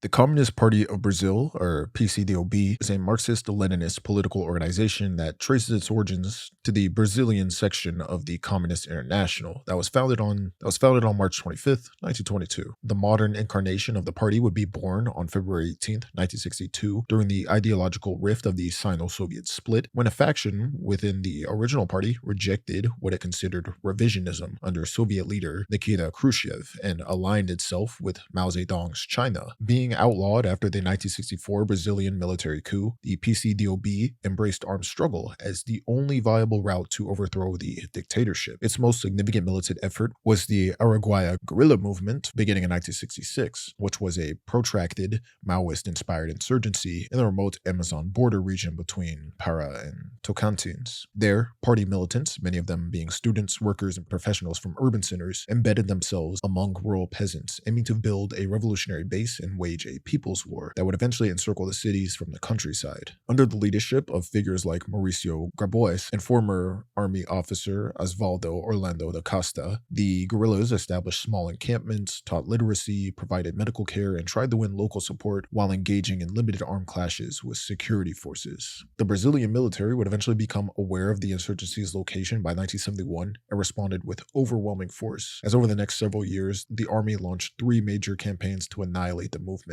deploying up to 25,000 troops, using aerial reconnaissance, torture, informants, and psychological warfare. The first 2 campaigns, from 1972 to 1973, would be repelled through guerrilla tactics, but the third, beginning in late 1973, crushed the last pockets of resistance. Many guerrillas were killed in battle, others were captured, tortured, and executed, with their bodies hidden to prevent martyrdom. Their leaders, including Osvaldo and Mauricio, would be killed, and civilians in the area were subjected to collective punishment. And by the late 1970s, the PCdoB had abandoned Maoism, and for a time aligned with Albania, before adopting a more independent Marxist-Leninist stance. Eventually legalized in 1988, the PCdoB transitioned towards institutional politics, building influence in trade unions, student organizations, and electoral coalitions, particularly with the Workers' Party, which is a partnership sustained since 1989. They steadily increased their parliamentary presence from 3 deputies in 1986 to 15 in 2010. It even took part in federal administrations of Luis Inácio Lula da Silva and Dilma Rousseff,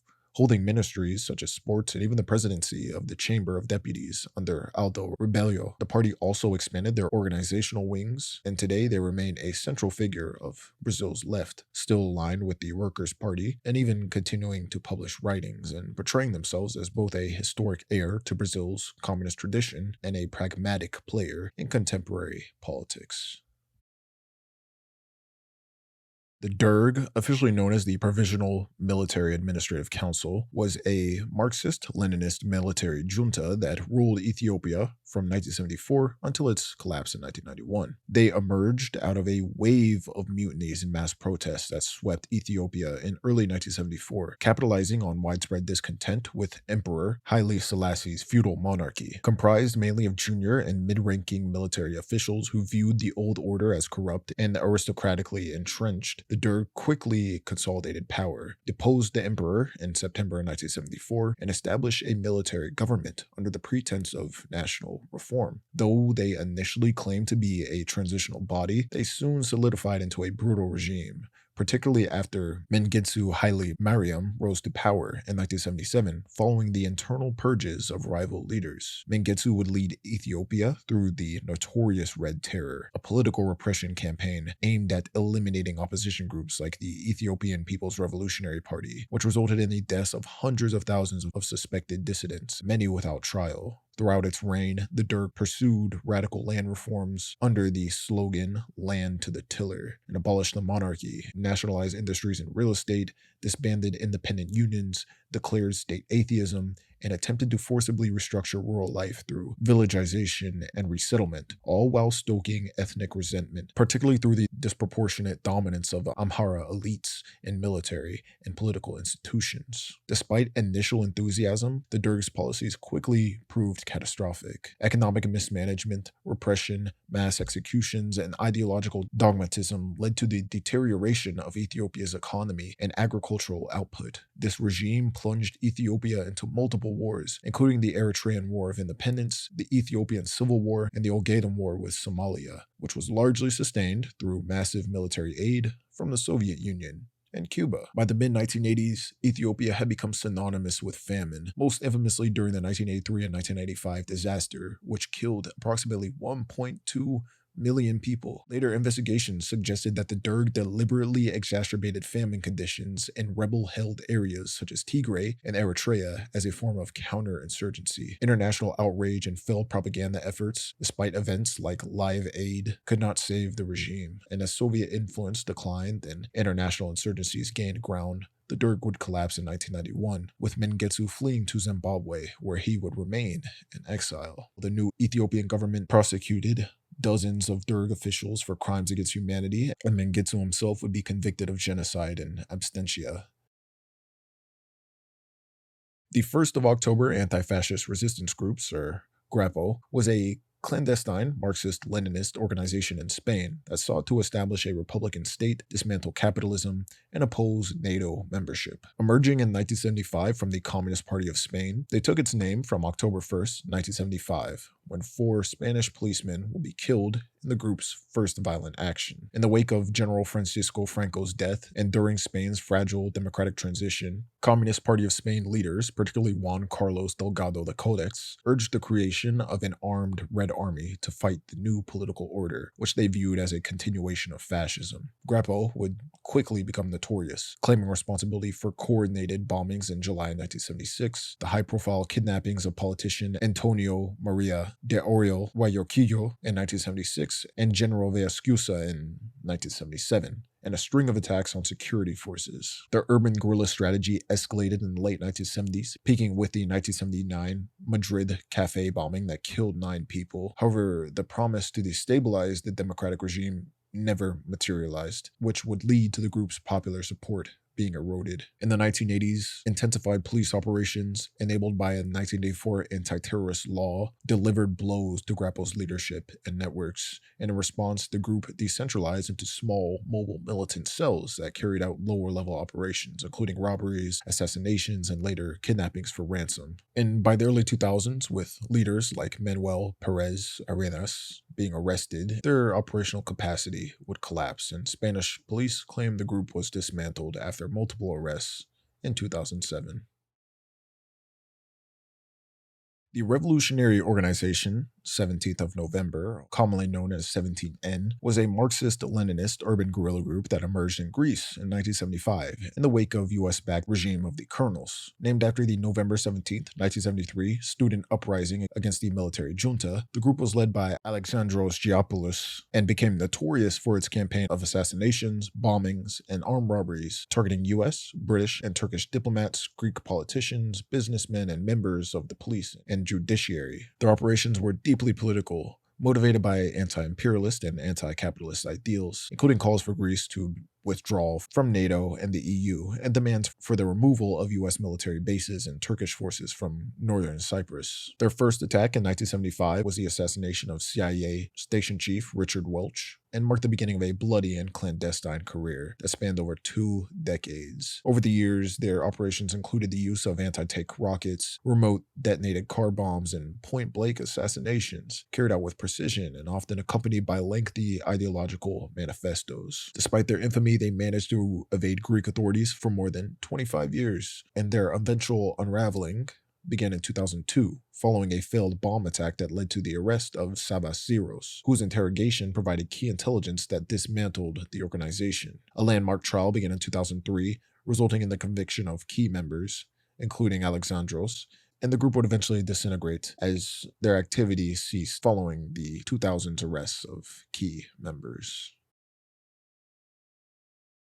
The Kurdistan Workers' Party, or PKK, is a Kurdish militant and political organization that emerged in the late 1970s amid growing Kurdish discontent over cultural repression and systemic discrimination in Turkey. Founded in 1978 by Abdullah Öcalan and a small group of radical leftist students, the PKK initially espoused Marxist-Leninist ideology fused with Kurdish nationalism, advocating for an independent Kurdish state carved out of southeastern Turkey and parts of neighboring countries. Their insurgency would begin in 1984, triggering a long and bloody conflict with the Turkish state that would eventually claim over 40,000 lives, most of them Kurdish civilians. The Turkish government responded with intense counterinsurgency measures, including the depopulation of thousands of villages, and passed sweeping anti-terrorism laws that criminalized nearly all expressions of Kurdish identity. Despite being designated a terrorist organization by Turkey, the US, the EU, and several other states, the PKK evolved politically over time, especially after Öcalan's capture in 1999. The PKK would shift from a demand for full independence to a call for Kurdish autonomy and democratic confederalism. The organization would receive varying degrees of support from regional powers such as Syria, Iran, and factions within Iraqi Kurdistan, while also being accused of criminal activities including drug trafficking and the recruitment of child soldiers. The group's involvement in the Syrian civil war, particularly its collaboration with YPG forces against ISIS, has also added layers of complexity to its international perception, as while being hailed by a bulwark against jihadism, others doubled down on their terrorist designations. However, a major shift would occur in early 2025 when Öcalan called on the PKK to disarm and disband, citing the completion of their historical mission. And following a symbolic weapons destruction ceremony in July 2025, the organization officially announced its dissolution. The Janata Vimukti Peramuna, or People's Liberation Front, is one of the most significant revolutionary and political forces in Sri Lanka's modern history. They were founded in 1965 by Rohana Wejiwira, who was a radical Marxist educated in the Soviet Union and later influenced by Maoist thought. The JVP would emerge in response to the failures of their traditional left, whom Rohana accused of betraying the working class by compromising with the ruling elite. In the late 60s and early 70s, they would build a network of political cells, trade union links, and underground education programs that prepared young militants for revolution. And their first major act would come with the 1971 insurrection against Prime Minister Sirimavo Bandaranaike's SLFP government, when cadres, armed mostly with rudimentary weapons, attacked and temporarily seized over 70 police stations and outposts across the island. Though poorly equipped, the revolt briefly paralyzed the state and caused alarm internationally, with some governments accusing China and North Korea of providing support. However, the rebellion would be crushed within weeks, leaving thousands dead, most of them being young students, and forcing the JVP underground. And despite the defeat, they would reemerge in the late 70s and 80s, navigating between clandestine militancy and legal political participation. After their leader, Rohana, was released from prison in 1977, the party would contest elections and even fielded Rohana as a presidential candidate in 1982. The signing of the Indo-Sri Lankan Accord in 1987, which invited Indian peacekeeping forces into the country, sparked nationalist outrage among Sinhalese youth that the JVP capitalized on. Between 1987 and 1989, the party launched a violent insurgency marked by assassinations, strikes, and mass intimidation. Their armed wing carried out systematic attacks on civilians, officials, and political rivals, and the government would respond with a brutal counterinsurgency campaign involving disappearances, extrajudicial killings, and torture. The death toll of this second insurrection would remain disputed, but is generally estimated at over 60,000. Rohana and most of the JVP leadership had been executed, effectively ending the rebellion. And by the 2000s, they had secured parliamentary representation and later consolidated their influence through the National People's Power, or NPP.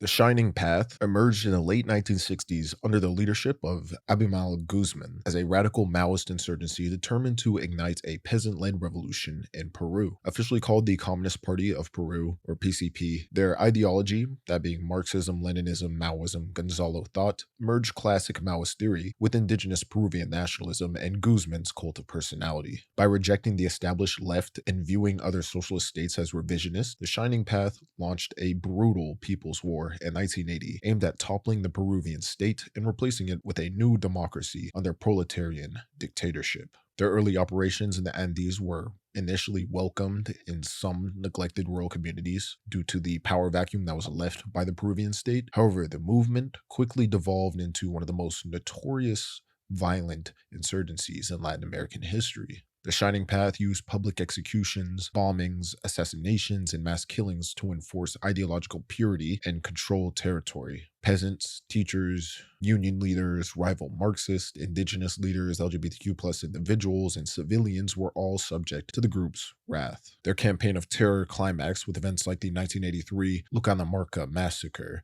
and a string of attacks in Lima during the 80s. The Truth and Reconciliation Commission would later estimate that the group was responsible for over 30,000 of the approximately 70,000 deaths during the conflict, and after the 1992 capture of Guzman, the Shining Path fractured, and its influence rapidly waned. Splinter groups would continue low-level insurgency into the 2000s, but the ideological backbone had been shattered by this point. One of their successor factions, the Militarized Communist Party of Peru, or MPCP, still operates today and is largely considered a narco-guerrilla force, profiting from cocaine trafficking while attempting to distance themselves from Guzman's legacy. You also have the Red Montaro Base Committee, which remains more ideologically loyal to the original Shining Path. And meanwhile, the group's political front, Movadef, would be banned in 2024 for advocating terrorism.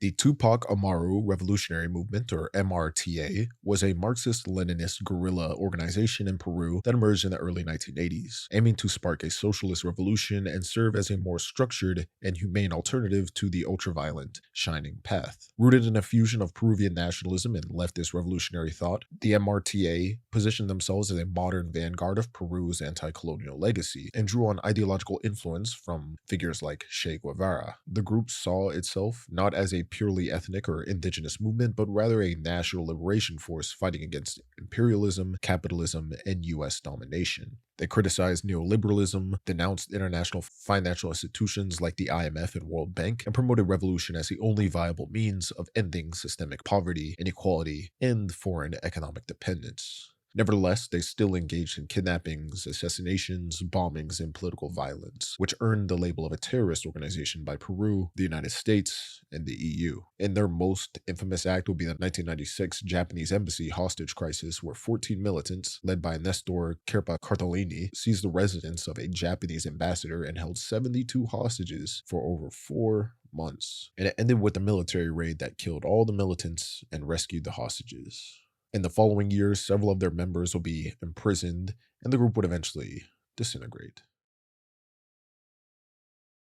The 1982 ML uprising was a failed armed revolt against the Islamic Republic of Iran that was carried out by the Union of Iranian Communists, a Maoist guerrilla organization seeking to overthrow the government through protracted People's War. On October 25th, 1982, the group, led by Siamak Zaim, mobilized fighters from forest bases in the Caspian region near Amol and launched an assault on the city. They aimed to seize Amol as a revolutionary stronghold that could spark a broader uprising against the Iranian regime, and the operation involved intense urban fighting between Maoist guerrillas and Iranian government forces. However, after heavy clashes, the Islamic Revolutionary Guard Corps retook the city, killing around 100 Maoist fighters. Among the captured was Siamak Zaim, and initially granted a pardon from execution. He was nonetheless executed in 1984. Leading to the disintegration of this short movement. The Guatemalan Civil War, beginning in 1960, was one of Latin America's longest and bloodiest Cold War conflicts, rooted in deep social inequality, U.S. intervention, and the repression of leftist movements. Its origins lay in the 1954 CIA-backed coup that overthrew the democratically elected president, Jacobo Arbenz, whose land reform policies had threatened the United Fruit Company and the Guatemalan oligarchy. Western powers did not like this. The coup dismantled Guatemala's democratic experiment and installed a series of right-wing military regimes that reversed reforms, entrenched elite control, and opened the door to U.S. influence in the region. By the early 1960s, disillusioned leftist officers and students, many influenced by the Cuban Revolution, took up arms against the state, sparking what would become a decades-long insurgency. The first major guerrilla groups, such as the Rebel Armed Forces, or FAR, launched rural guerrilla campaigns inspired by Che Guevara, but brutal counterinsurgency operations in the late 1960s nearly annihilated them. Over time, new groups would emerge and adapt, shifting from purely rural warfare to building ties with peasants, indigenous communities, and urban supporters. The war became defined not just by military confrontation, but also by state terror. Successive Guatemalan governments, backed by U.S. funding and training, unleashed death squads, massacres, and scorched earth campaigns aimed at annihilating suspected communist sympathizers among the largely indigenous Maya population. By the early 1980s, the conflict had escalated into a genocidal counterinsurgency, with tens of thousands of civilians killed in systematic military operations. Eventually, the communist guerrilla forces fighting in Guatemala evolved into a coalition known as the Guatemalan National Revolutionary Unity, or URNG, in 1982. This united four main organizations, each with their own ideological emphasis and regional strongholds, but all drew on Marxist-Leninist principles in the broader Latin American revolutionary tradition. They would rely on guerrilla warfare, sabotage, and political organizing, but never came close to seizing state power, largely due to the overwhelming military strength of the Guatemalan state and their U.S. and Israeli support. By the mid-1980s, however, international condemnation of human rights abuses and the failure of the military to completely crush the insurgency forced gradual openings towards peace. In the 1996 peace accords formally ended the war, recognizing the URNG as a legitimate political actor and promising reforms in the future. The Marxist-Leninist League of Tigray, or MLLT, was a communist party that served as the ideological and organizational vanguard of the Tigray People's Liberation Front, or TPLF, during the mid-1980s. While the TPLF began in the 1970s as an ethno-nationalist guerrilla movement seeking Tigrayan self-determination, exposure to global Marxist thought, particularly among students and intellectuals, led to the adoption of a Marxist-Leninist platform. In 1983, the Organization of Vanguard Elements was formed as a pre-party body, officially becoming the Marxist League of Tigray, or MLLT, in July of 1985. Their leadership, including future Ethiopian Prime Minister Meles Zenawi, fused Marxist-Leninist ideology with Tigrayan nationalism, restructuring their military and political strategy to follow Leninist principles of a disciplined vanguard. Guided by their alliance with Enver Hoxha's Albania, they centralized power and purged competing ideological influences and pursued policies centered on land reform, mass-based class rule, and the rights of nationalities, and their influence would help transform Tigray People's Liberation Front into a more effective military force, allowing them to attempt to push back the Soviet-backed Derg regime, which we talked about during the Ethiopian Civil War. However, their hardline ideological stance created a friction, and by the late 1980s, they began shifting away from orthodox Marxism-Leninism towards a platform of revolutionary democracy. Eventually, when the Ethiopian People's Revolutionary Democratic Front seized power in 1991, all former references to Marxism-Leninism would be abandoned and the MLLT would be dissolved. Following their victory, the Ethiopian People's Revolutionary Democratic Front established an ethnically based federal system and rapidly consolidated political control across the country. They would maintain close ties with the United States and China and presided over rapid export-oriented growth alongside heavy political repression. Electoral victories were near total, such as in 2010 when the coalition won 545 of the 547 parliamentary seats. However, internal frictions, especially with the TPLF,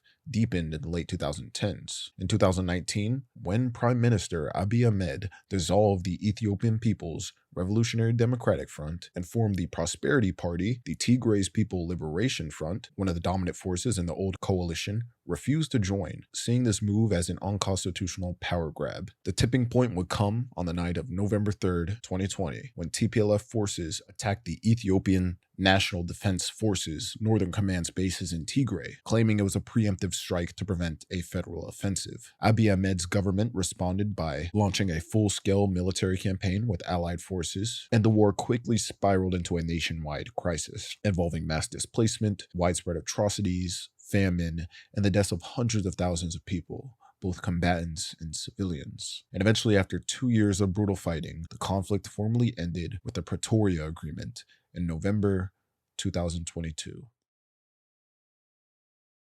The Zapatista Army of National Liberation, better known as the Zapatistas, emerged in the jungles of Chiapas in the early 1980s as an outgrowth of Mexico's older National Liberation Forces, or FLN, and the growing indigenous political identity fostered by liberation theology and grassroots activism. Officially founded in 1983, the EZLN blended Marxist and leftist thought with indigenous traditions and Catholic liberationist values. And on January 1st, 1994, the day the North American Free Trade Agreement, or NAFTA, went into effect, the Zapatistas would launch their uprising, seizing several towns and issuing the first declaration of the Lacandan Jungle. The revolt was framed as a war against neoliberalism and the long-standing neglect of indigenous communities, and they would face a bloody military crackdown, which would lead them to shift towards civil resistance, adopting strategies of public declarations, negotiations, and global solidarity campaigns. Nevertheless, in the decades that followed, the EZLN consolidated control over parts of Chiapas, where they established self-run schools, clinics, cooperatives, and gender progressive policies. And though peace negotiations with successive Mexican governments repeatedly faltered, they would endure as both a territorial presence and powerful symbol of indigenous resistance. And while clashes with the state, paramilitary violence, and regional poverty would persist, they still maintain a remarkable degree of autonomy, relying on global solidarity networks and cultural visibility. By their 30th anniversary in 2023, they remained less a conventional army and more of a living model of grassroots horizontal governance and defiance against neoliberal globalization. And even today, they stand as an enduring emblem of the indigenous-led rebellion and alternative visions of democracy. The Communist Combatant Cells, or CCC, was a short-lived but impactful Belgian Marxist-Leninist urban guerrilla group active in the mid-1980s. Formed with the aim of combating what they saw as imperialist, capitalist, and militarist structures, they focused primarily on symbolic targets associated with NATO, American corporations, and Belgian political and economic institutions. Between 1984 and 1985, they carried out a total of 26 bombings, targeting multinational companies like Honeywell, Bank of America, Motorola, and Leighton Industries, as well as Belgian political party offices and NATO installations. While they typically issued warnings ahead of attacks to avoid civilian casualties, their bombing of the Federation of Belgian Enterprises on May 1st, 1985, resulted in the deaths of 2 firefighters and injuries to 13 others, marking the bloodiest act attributed to the group and sparking widespread public outrage. The Belgian government would respond to their bombing campaign campaign by deploying over 1,000 troops domestically and enacting heightened security measures. Their activities will come to a sudden halt in December 1985 with the arrest of their leader, Pierre Carret, and other core members in a fast food restaurant. Their trial and conviction in January 1986 would effectively dismantle the organization, with Pierre serving a lengthy prison sentence before eventually being released in 2003.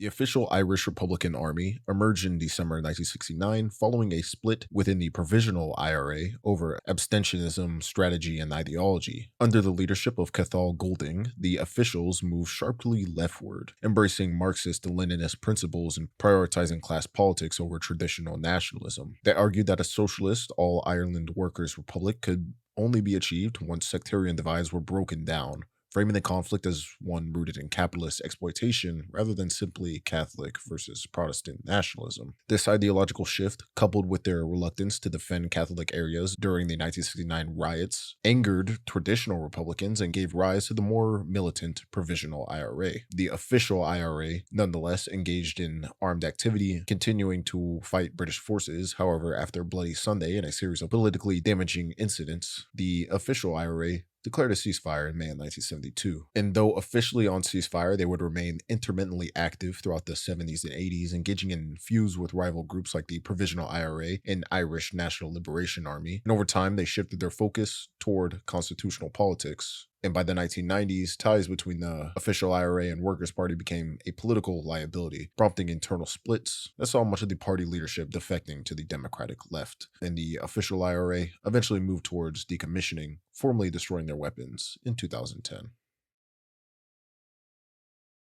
The Black Liberation Army was a clandestine Marxist-Leninist black nationalist militant network that operated in the United States between 1970 and 1981, emerging out of the collapse of the Black Panther Party and drawing members from the Panthers, the Republic of New Africa, and earlier underground groups. The BLA saw itself waging a war against the U.S. government for the self-determination of black people. It had no central leadership, functioning through decentralized cells committed to armed struggle, guerrilla tactics, and expropriations, and armed robberies to fund their operations.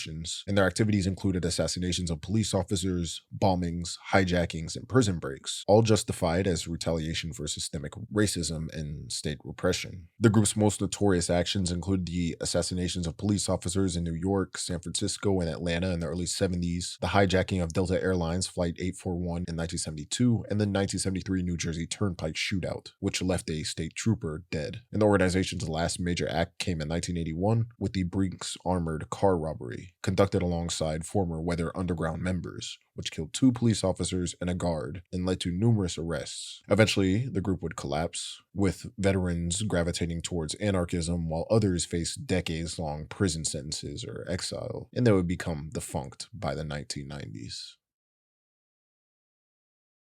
The Popular Revolutionary Army, or EPR, is a far-left guerrilla organization that emerged in Mexico in 1996 during the anniversary of the commemoration of the Aguas Blancas massacre. At the event, armed militants publicly read the Aguas Blancas Manifesto and declared war on the Mexican state. Rooted in socialist and peasant revolutionary ideology, their political program calls for the overthrow of the government and creation of a socialist state, aligning itself rhetorically with the broader Latin American leftist struggles. And they even expressed support for the Zapatista Army of National Liberation, or EZLN. They created a parallel political arm, the Popular Revolutionary Democratic Party, but never participated in any electoral politics. At their height, they conducted operations across Mexico, quickly becoming one of their most notorious insurgent groups after a wave of high-profile attacks in the 90s. And through the late 90s and 2000s, they launched a series of attacks ranging from ambushes on soldiers and police to large-scale sabotage of Mexico's economic infrastructure. The Mexican state responded with massive military deployment to guard critical infrastructure,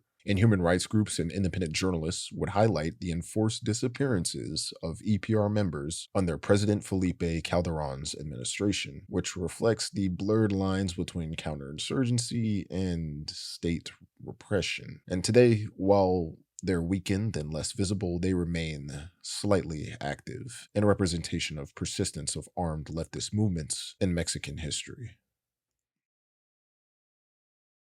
But yeah, that's it. That's all we're going to be talking about. Yeah, man.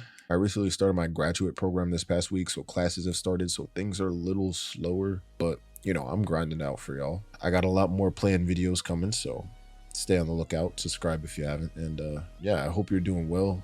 I'll catch you in the next one. I love you, bro.